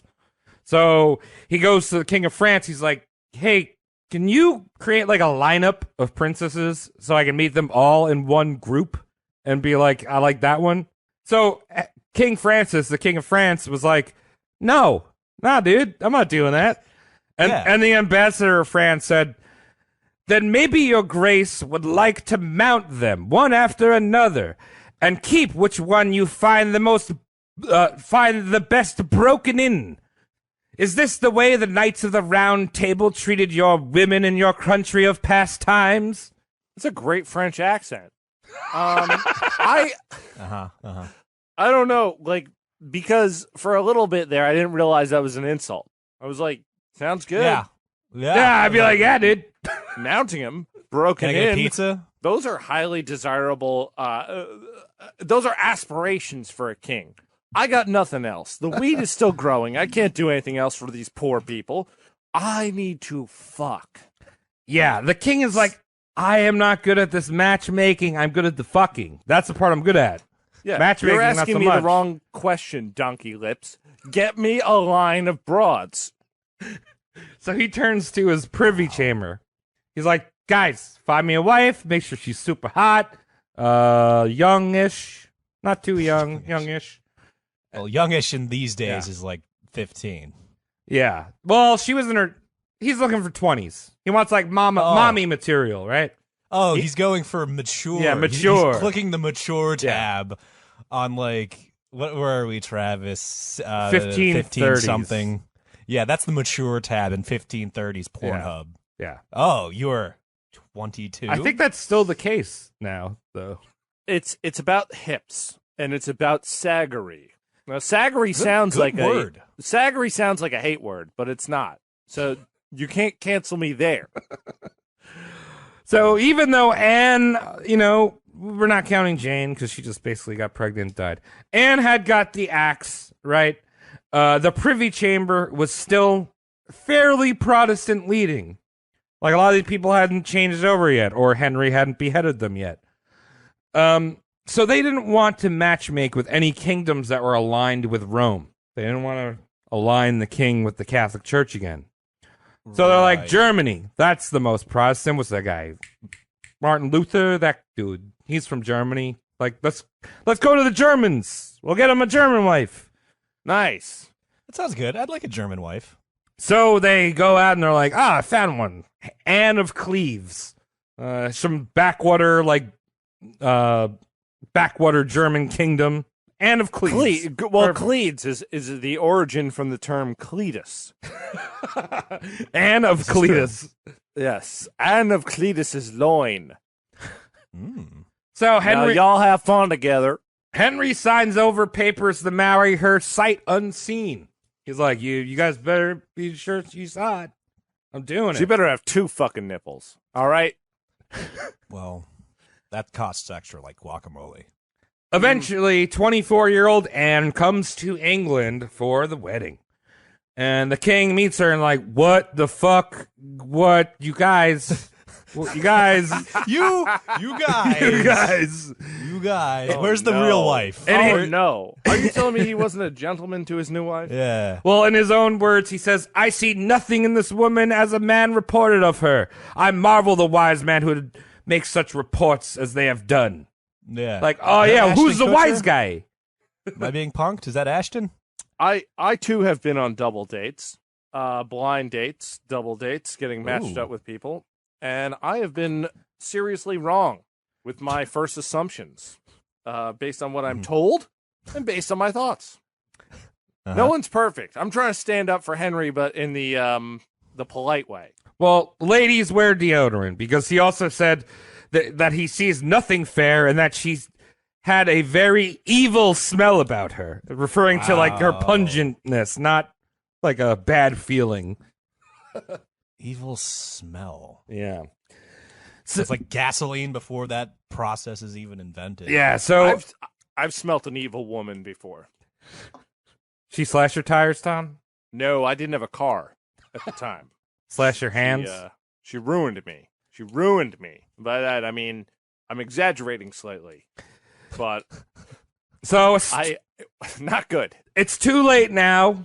They have to marry. She's here. He already signed the papers. Too late. She made it here. She made it 400 miles. You have to touch her in the vagina now. Yeah, we're going to watch you. Well, yeah. So back then they used to have the bedding ceremony. So this was after the reception. All the grooms would follow all the bros of the groom would follow him upstairs where his wife would spread eagle on a bed for him.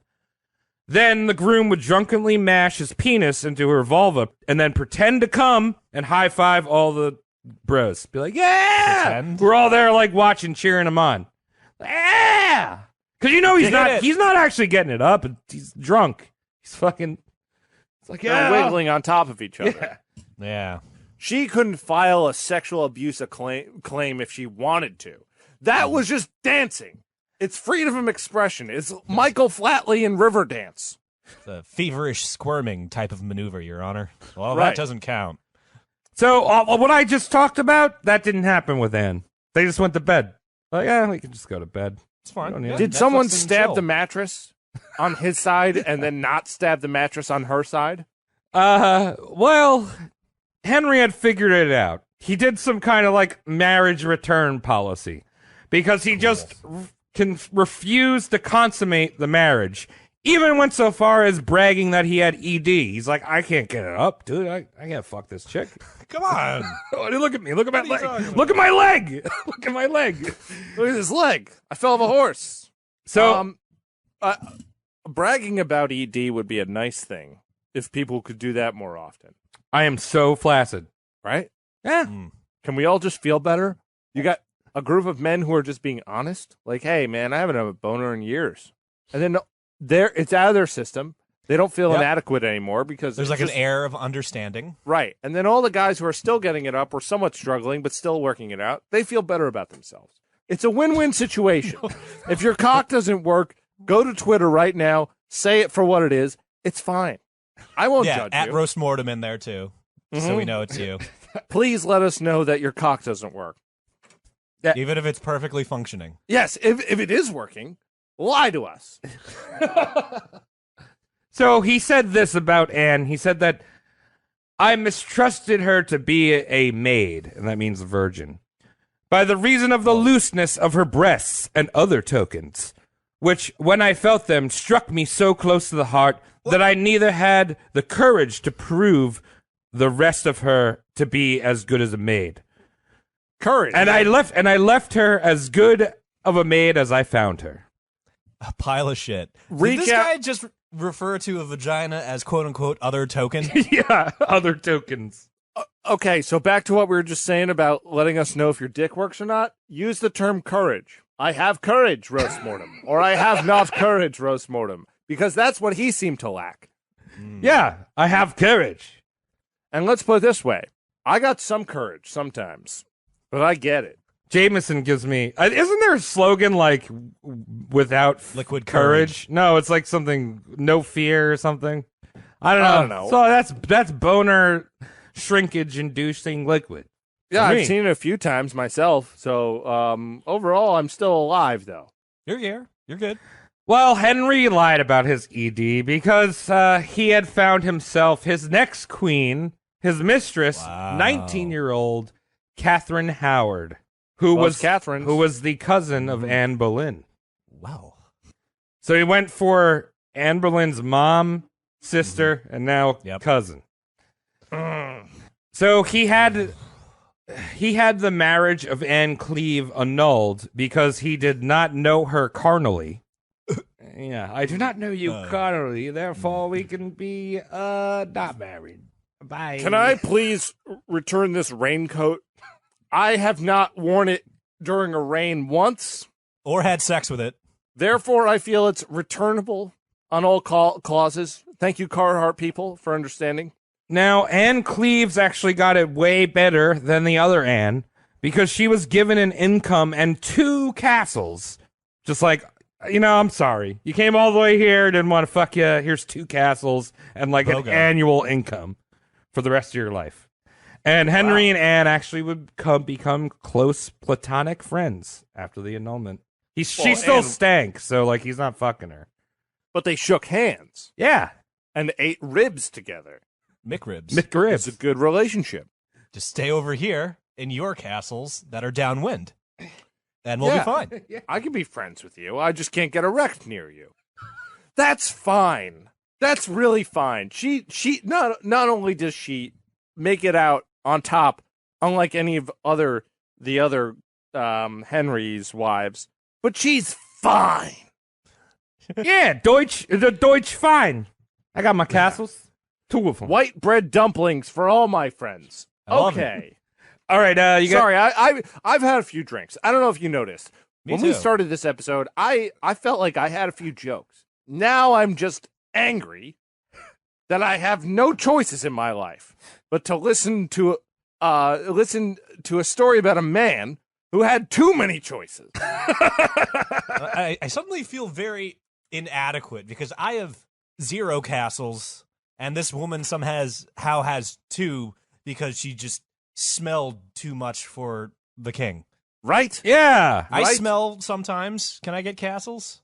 I'll smell however you want if you just give me rent for a month. Right? God damn it. Exactly. On to the next. Catherine Howard, as I mentioned, she was a 19-year-old virgin that the king had made not a virgin. Good for her. That's what happens. Charmeleon evolves into Charizard. Yeah. At this point, Henry VIII had lost his knightly charm, right? He was 49 years old, so very old man for his time. He was fat, and he would burst into random rages from all the head trauma. And he still had that pussy abscess on his leg, which caused him, he could barely walk. Okay, sounds like a good guy. He's got it all figured out. He's like a guy who owns a Subway franchise, okay? This is what I imagine all of them look like. This is also something I imagine a Subway owner to do. When he hunted now, they would sit him in a chair and give him a musket because he couldn't fire a bow and arrow anymore. He used to hunt with a bow and arrow.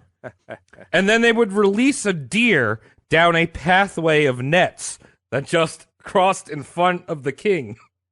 So he just had to sit there and wait for this deer that was just like steered in front of him. Just, there he is! Yeah, it's like an Elmer Fudd. Is that like those quail people? Is that where this came from? You know, the quail hunters, how they just like let go a few like already crippled quails and then they shoot them with birdshot? Yeah, I think most hunters are cowards. Not all. What do you mean? Most. What do you mean? People want to eat food? No, like the big game hunters. Like those. All right, maybe it's not most. It's the ones that are hunting to be like, look what I got. Yes, big game hunters. That is one of the biggest small dick compensations. And I don't like to use that term a lot because I think it's used a lot unnecessarily. But guys who are out there shooting big game elephants that are dying, and they go over to they fly into the Congo, and then the Congo are like, it's illegal to kill these animals if you give us $100 billion. That might be blown up a bit. They don't know what money is over there, so they bring these guys in.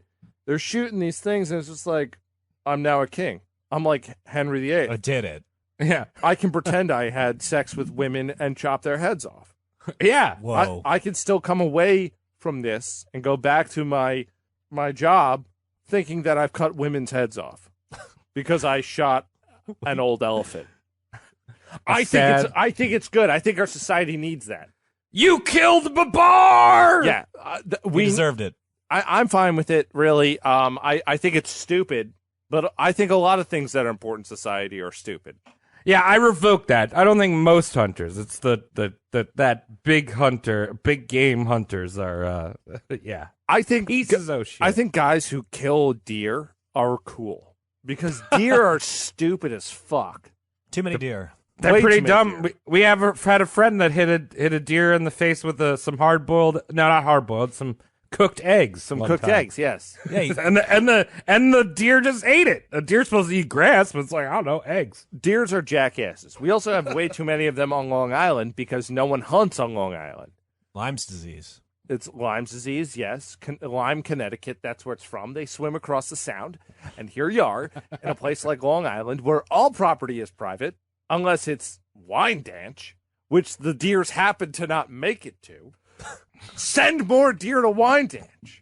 I just thought of this campaign. Anyway, I'll shut up and write it down. Travis, you continue. So while all of this drama is unfolding, he's got a new wife. He's beheading and burning people left and right. Like I said, he goes in these like blind rages. And people on his privy chamber were not safe. Thomas Cromwell met the axe.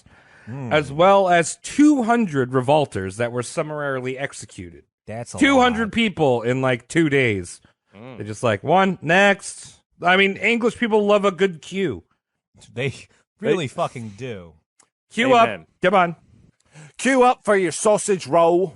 So he's still buying property left and right. And every time he remarries, along with all the gifts that he has to do and the dowry and all that shit, he would have to redecorate every castle with the new wives' coat of arms and royal colors.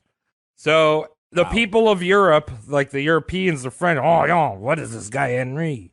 They were calling him the English Nero. I like how you said Henry in a French accent. Henry. Henri.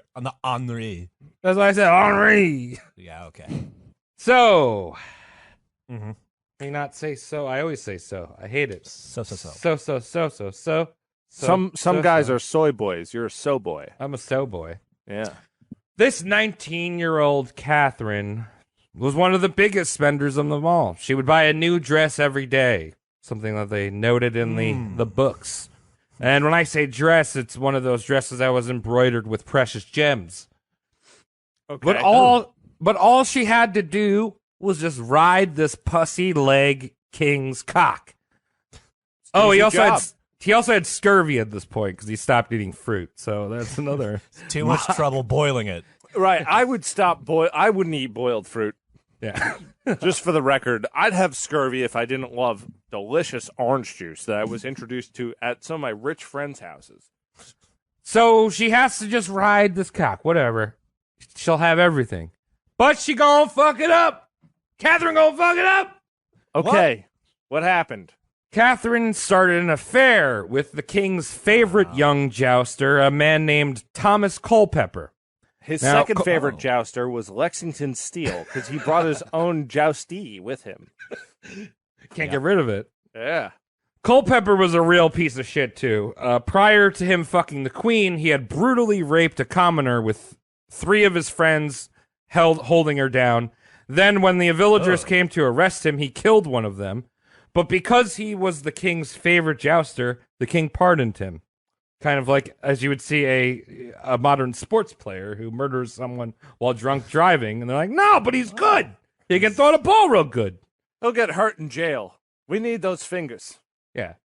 Oof. So thanks to the help of Catherine's maid, Catherine and Culpeper would meet up when the king was preoccupied, hooking up with some other chick or whatever. And these two would get together, and the maid would keep watch. Be like, oh, I hope no one's coming. You gotta get some pushing up. Get it. He likes when I do this. Your husband likes when I joust. He likes when I joust back and forth. To which she said, hurry up, I have a dress to buy. It's going to be made of pool tarp and bedazzlers. I'm going right to Walmart because the king took me out of the precious metal market because maybe I'm a little expensive, but it's all right. Target is just as good as K. There you go. This one time, while the queen and Culpeper were getting it on in the queen's chambers, the maid was outside the door, standing guard. And all of a sudden, little pussy leg King Henry VIII shows up. I say little, he was humongous. So he comes bouldering down the hallway for some tight wife action. He's got a weird waddle because of the leg. And the maids are like, oh, hey, how are you doing, King? Great day today. Do you see them, the deer out there? They're really jumping around. I bet you're killing all of them. Get out of the way. I'm horny and it's raining outside. And whenever it's raining outside, the women come in wet. I want a dry woman. I'll have my wife, please. I want my dry wife, please. One dry wife to ride my pussy lancer. I just learned a new trick from my favorite. He's about to learn a lesson, though. This is when the maid starts realizing that his outward monologue has become an inward monologue for the people behind the door, hearing him talk about this dry wife. Yeah, so he's standing out there talking about his extra dry wife. And there was just enough time. The maid stalled him long enough where Culpeper was able to sneak out the window. And the king entered the room and got his sloppy seconds none the wiser. Plenty broken in. He's just become Macho Man Randy Savage for me. I will take responsibility for that as well. So he's Alex Jones, redhead, fatter, Randy Savage's voice. Oh yeah, Eskimo brother.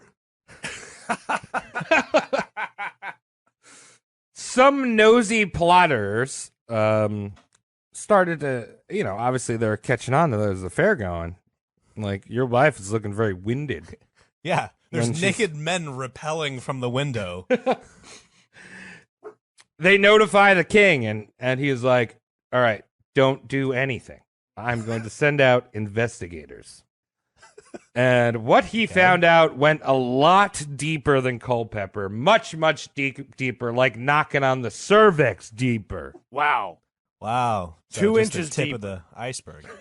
Let's give a little backstory on Catherine here. So, Catherine came from a lesser nobility. She grew up rather poor. I think she grew up with her grandmother or something. I don't know. Her dad didn't like her or couldn't afford her. Sent her off with her grandma. Okay. Now, I say growing up, she was 19 when she married the king, so, there's not much backstory here to get into. But the investigators found out about a guy named Henry Mannix. And this was kind of the case of the neighbor's son and Catherine doing some coming-of-age romance. And Mannix wanted to fuck her. And she was like, no, you can't fuck me, but you can finger me. And so Mannix then went around bragging about that he would marry her someday. And when people were like, yeah, sure, dweeb, he's like, I know her well enough. I have had her by the cunt. Is that verbatim? That's the grossest way. Yes, that was a quote. That was a quote from him. Had her by the cunt. I went balls deep into her asshole. Is way less offensive than having her by the cunt.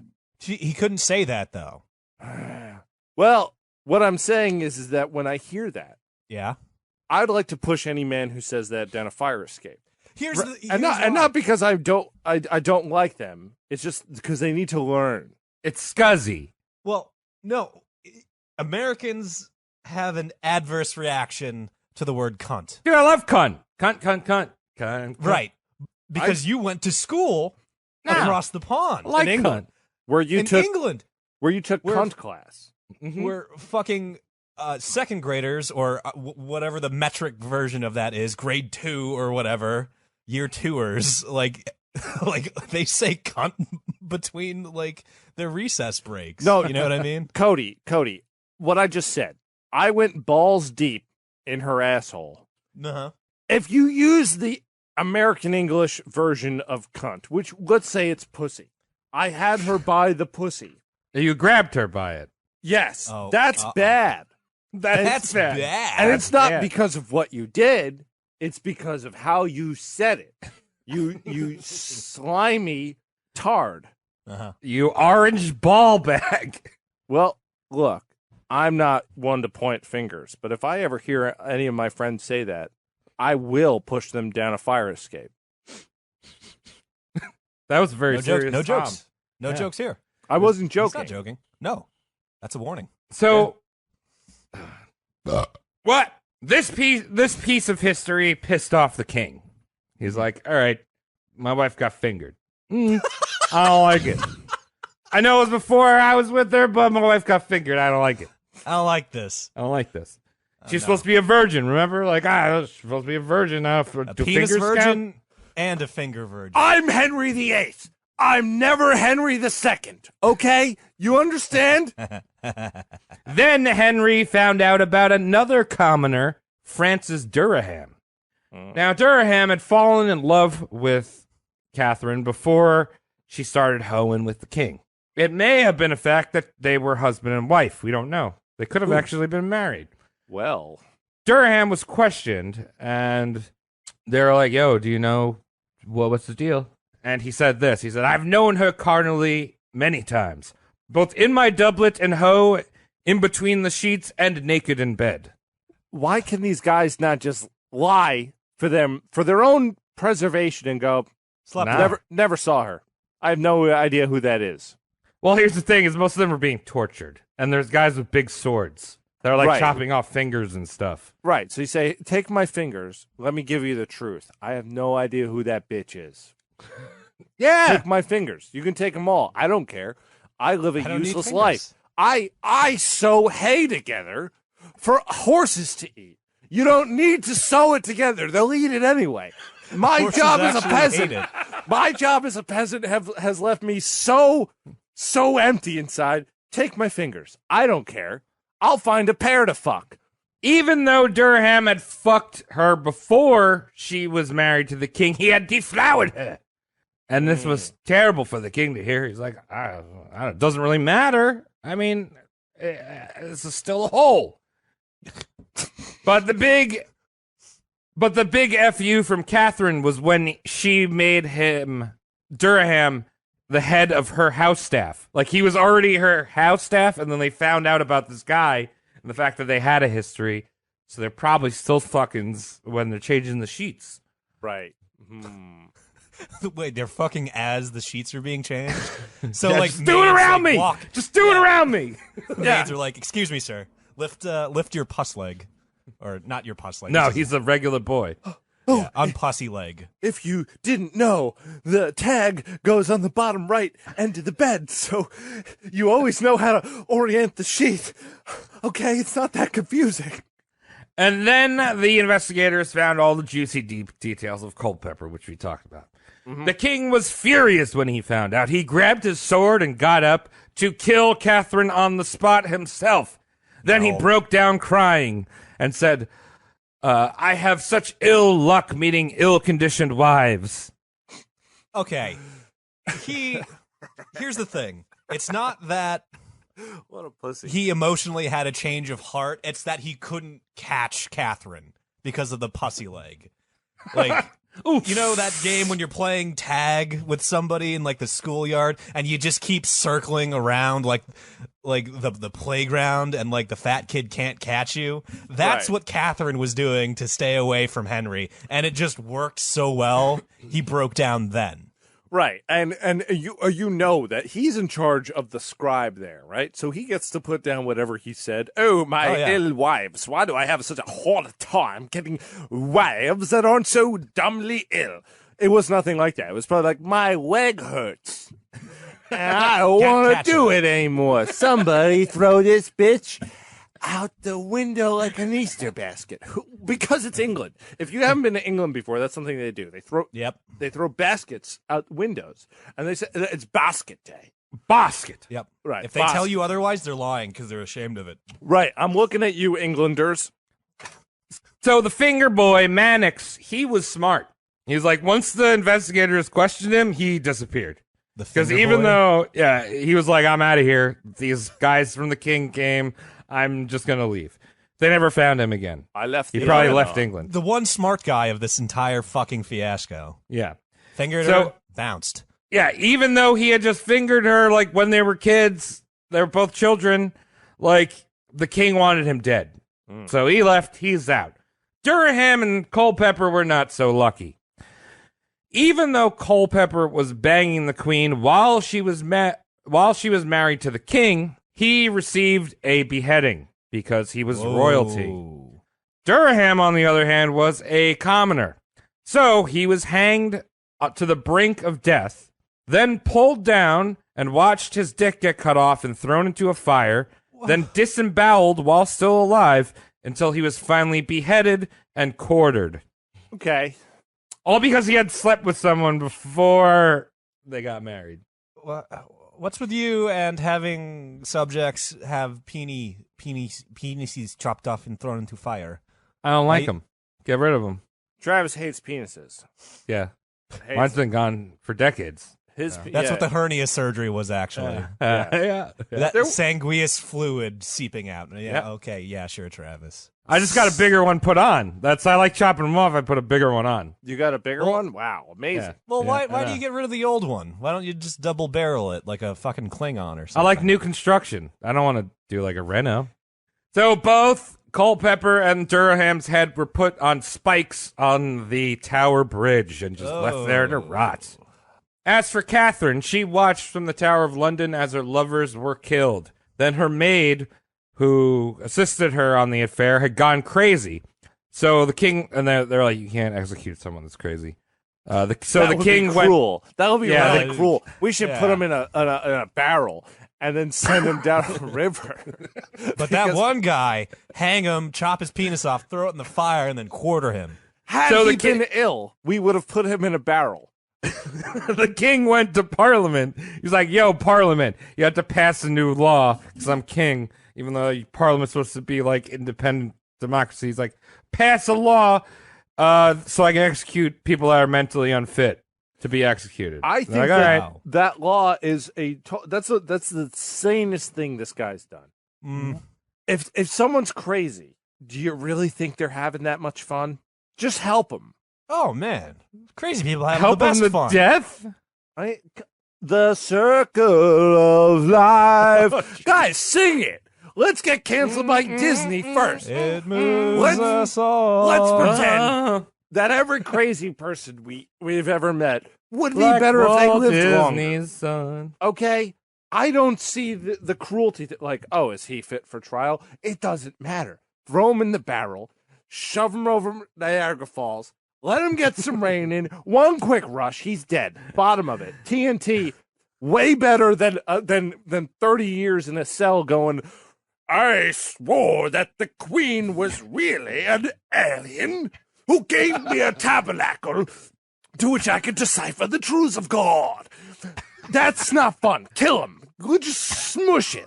Compromise with me, Tom. Ready? So you know how ancient, like ancient Spartans would, if like a baby was born in a city-state that was a little too lumpy, they'd just take him up a mountain, and if the baby could like make it down the mountain, they'd keep it. So like, let's take the crazy people and just like drop them off in like fucking Trenton. And if they can get all the way back to England, they're fine. Crazy people are resilient. I live in Portland. They're everywhere. They'll make it. Let's save on travel expenses. Let's meet in the middle again. How about you just give him like a 35-piece puzzle, okay? And see if they can put it together. Season tickets to IHOP where they live. Right. And then if they put it together, right, then they're fit for trial. And actually the puzzle will just say, you're going to die now. And you win. And the smart ones, what the smart ones will do, they'll go, oh, well, I'm almost done here. I got 32 pieces. I'm going to die. I'm going to swallow everything. What is this going to say? Swallow the entire puzzle. Right. Just swallow it, because then now you're crazy. And Henry will forgive you. It doesn't matter what or just Clemens put you in is the there. barrel. Right. He's going to go to Parliament and go, that crazy fuck, I'm not talking about him. I want to kill the other ones. He's teetering. Yeah, so this maid was put to death. She completed the puzzle. You know what? God bless her soul. So Catherine's there in the tower, and she knows her death is imminent. So she requests the executioner to send her the block that she was going to place her head on, so she could practice placing her head on the block to look good. Wow! It's like this is how I will do it. Maybe I should try it this way with the cock, the 1080. You know, like you see commitment. You see those little North Korean kids playing nylon string guitar, bopping their heads back and forward. And then this person who's apparently more important than 99% of people on Earth doing that. That's what they think practice is. This is SoundCloud rappers. This just put the block in my room, and the block is a MacBook Pro and a Snowball Yeti. And it's the same thing. And they're just killing themselves slowly. I went to McDonald's. Wasn't that Arnold? I like spaghetti. I'm going to be ready for these beats. I'm going to give you the streets. See, my point is... that was too good. That was too good for a SoundCloud rapper. Yeah. My point is that there is no, like, problem with today's kids. It's always been a thing where people of privilege think that practicing stupid things is going to get them somewhere. Well, in this case, it got her nowhere because she was beheaded February 11th, 1542. But she looked good doing it. Yeah, the practice really showed. Are you sure? No, she was probably screaming, and this one didn't take it very well. She probably voided her bowels after the sword came down. Right? You know when you practice saying something that you're going to say to someone, and then instincts kick in, and you sound like an idiot? Well, that's her in front of 100,000 people who are going, that ant is going to die. So, like, you're worried, like, proposing to your, like, future wife. So you're just like, will you marry me? Will you marry me? And then, like, when the time comes, you have the ring in your hand, and you're just like, how about you make me sandwiches for the rest of my life? Not smooth. Exactly, Cody. That's the point I was trying to illustrate. A week after the execution, Henry was looking for his sixth wife. Six times the charm? Yes, sixth time is the charm, because, he found another Catherine Parr. Dude. That's three Catherines and two Annes and one Jane. And a partridge in a London Partridge. So Parr was a lot closer to his age. He's like pushing 50. She's in her 30s. Oh, yeah, the MILF tab. Yeah, 30s. They married in 1543. Catherine was actually pretty chill. She helped mend the relationship between Henry and his two daughters that he had turned into bastards, both Mary and Elizabeth. She's like, dude, you got some two nice girls here. Probably like give them a check every once in a while. Well, she may have reached out to them and been like, look, get him the edible arrangements with the s'mores kit. He doesn't eat fruit anymore. He eats a lot, though. So just send him that, and he'll give you $100 million, and you can marry any of the Pope's kids you want. That's a trick. That was a joke because he doesn't have any kids. During his marriage, he was, still fat, out of shape, a gimp, but he was at war with both Scotland and France at the same time. Wow. He actually took the battlefield in France. He was only there for a couple days, but you can see his oversized armor that currently lives in the Met in New York. I've seen it. It's humongous. It's pretty cool.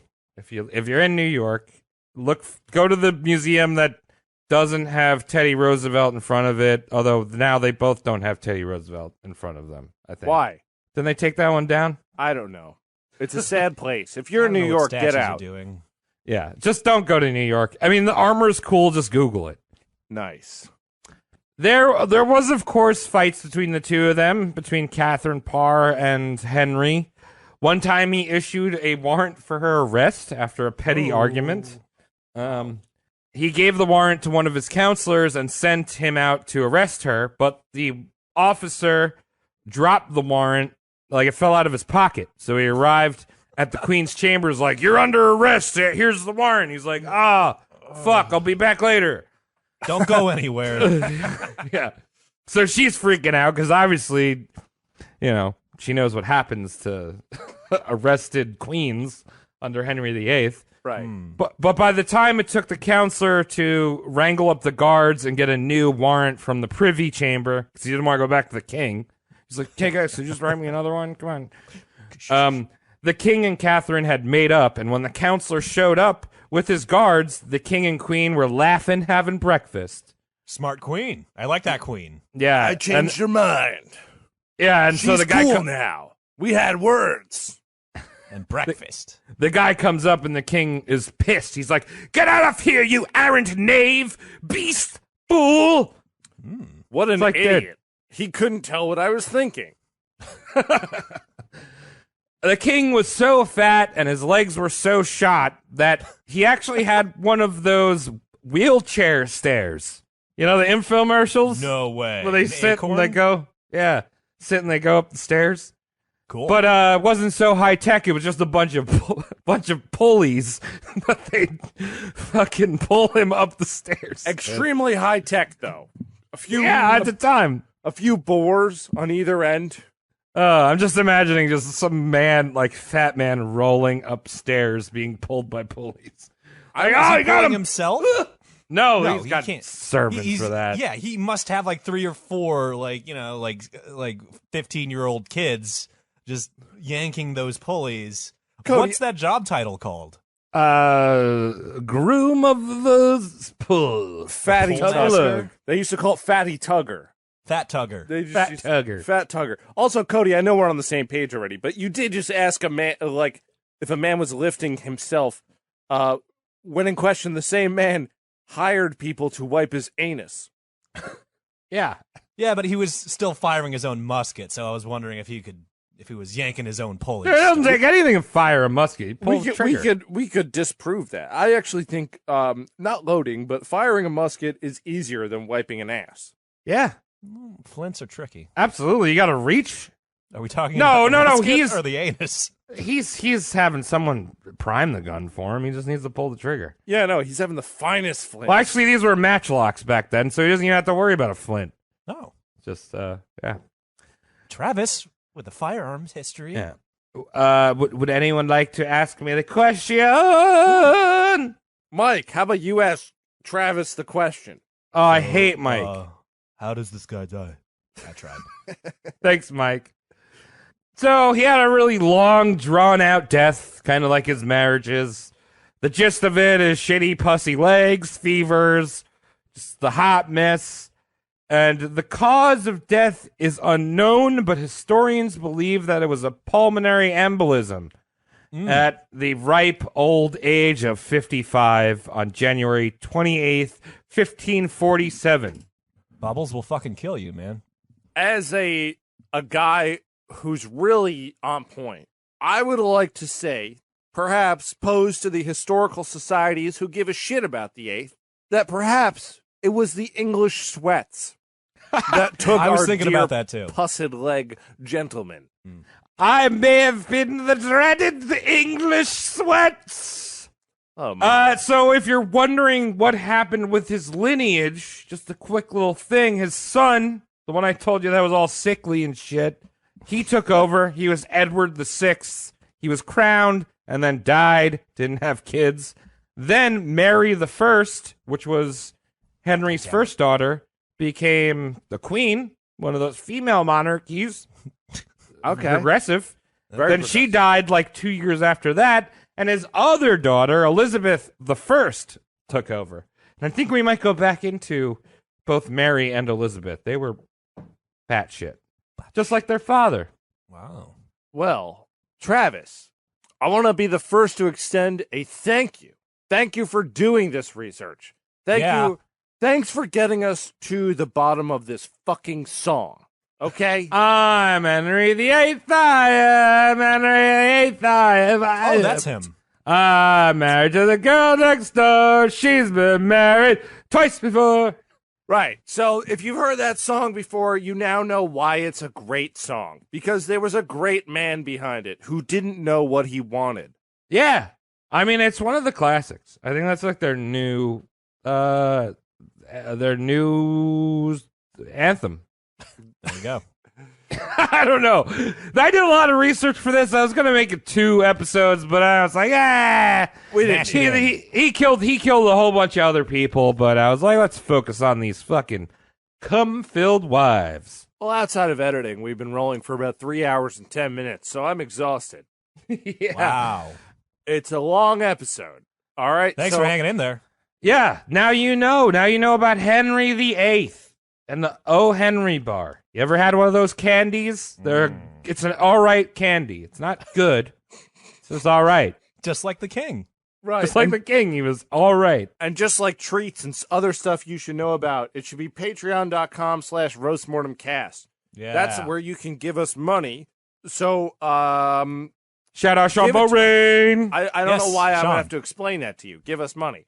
Okay. Sean Rain, thank you. Yes, Sean Rain. Number 1, best guy. Producer. High score. Also, all of our Patreons are cool. We've been hanging out more with them. We've been doing the Discord thing a little bit more. We got a nice community. Yeah. Yeah, I like the folks I talk to there. Shout out to Joey for sending me those books. I'm gonna read that shit. Oh, Joey sent me beers. Yeah. Joey sends things. Yeah. Joey Sends. That's his new name. Joey Sends. Joey Sends Johnny Sins. It's like they're twin brothers. I can imagine his body looks just like that. Yeah, of course. Mm-hmm. More hair. Do you guys have any other words to say on the outside of this? I always say, rush us to the end. I just want to say, keep the sun out of your eyes. Be yourself. Don't have sex with children, even if you're gonna die young. Well, even if it is. Good. Yeah. What a note to We say it on Patreon. We said patreon.com/roastmortemcast. Yeah. Yeah. All right. Bye. Shout out to everyone. Spaghetti Williams, especially Spaghetti Williams. He wrote Star Wars. So, you know what, horrible thought I just realized? What's that? Mid-show. What's that? It happened when you were saying, was it Catherine or Blanc that malnourished the in utero child and killed it? Yeah. Which one was it, Blanc or Catherine? Oh, Catherine. Catherine did that. You know what? Yeah, Elizabeth was realized? a hot mistress that probably ate a lot of cum. There you go. That's what I realized, dude. When anyone's dad knocks up their mom and makes them pregnant, there's got to be one night during the pregnancy where your mother was just like, honey, I don't want to jump on top of you. Let me just suck your dick. You know what I mean? Oh, she's too heavy. She's late in the third trimester. Let me suck your dick. You get that. You know what I mean? Yeah. Ask the fetus with an umbilical cord, and if your mom swallows, you just got some of your dad's cum in you. I was actually listening to Not For Human Consumption, this week's episode. Low-hanging flute, I believe. Yeah, and they were talking about, just randomly in their, whatever conversation, they were talking about how, the dick is designed to, scoop out cum. That's the shape of the head. It's to scoop out other men's cum. The flare in it. Some semen is not even made for, impregnating. They're, warrior semen to be nah, bitch. I'm to fight off other men's cum that have just to been box hanging out. Yeah, box out. That's good. Yeah, we're talking about penises being a scoop for other men's cum. I've heard of this. I think that might be somewhat reading into the design of a penis. You know how people say, "Oh, when you cut the grass, that smell is like a warning to other grass." That's that I don't buy that either.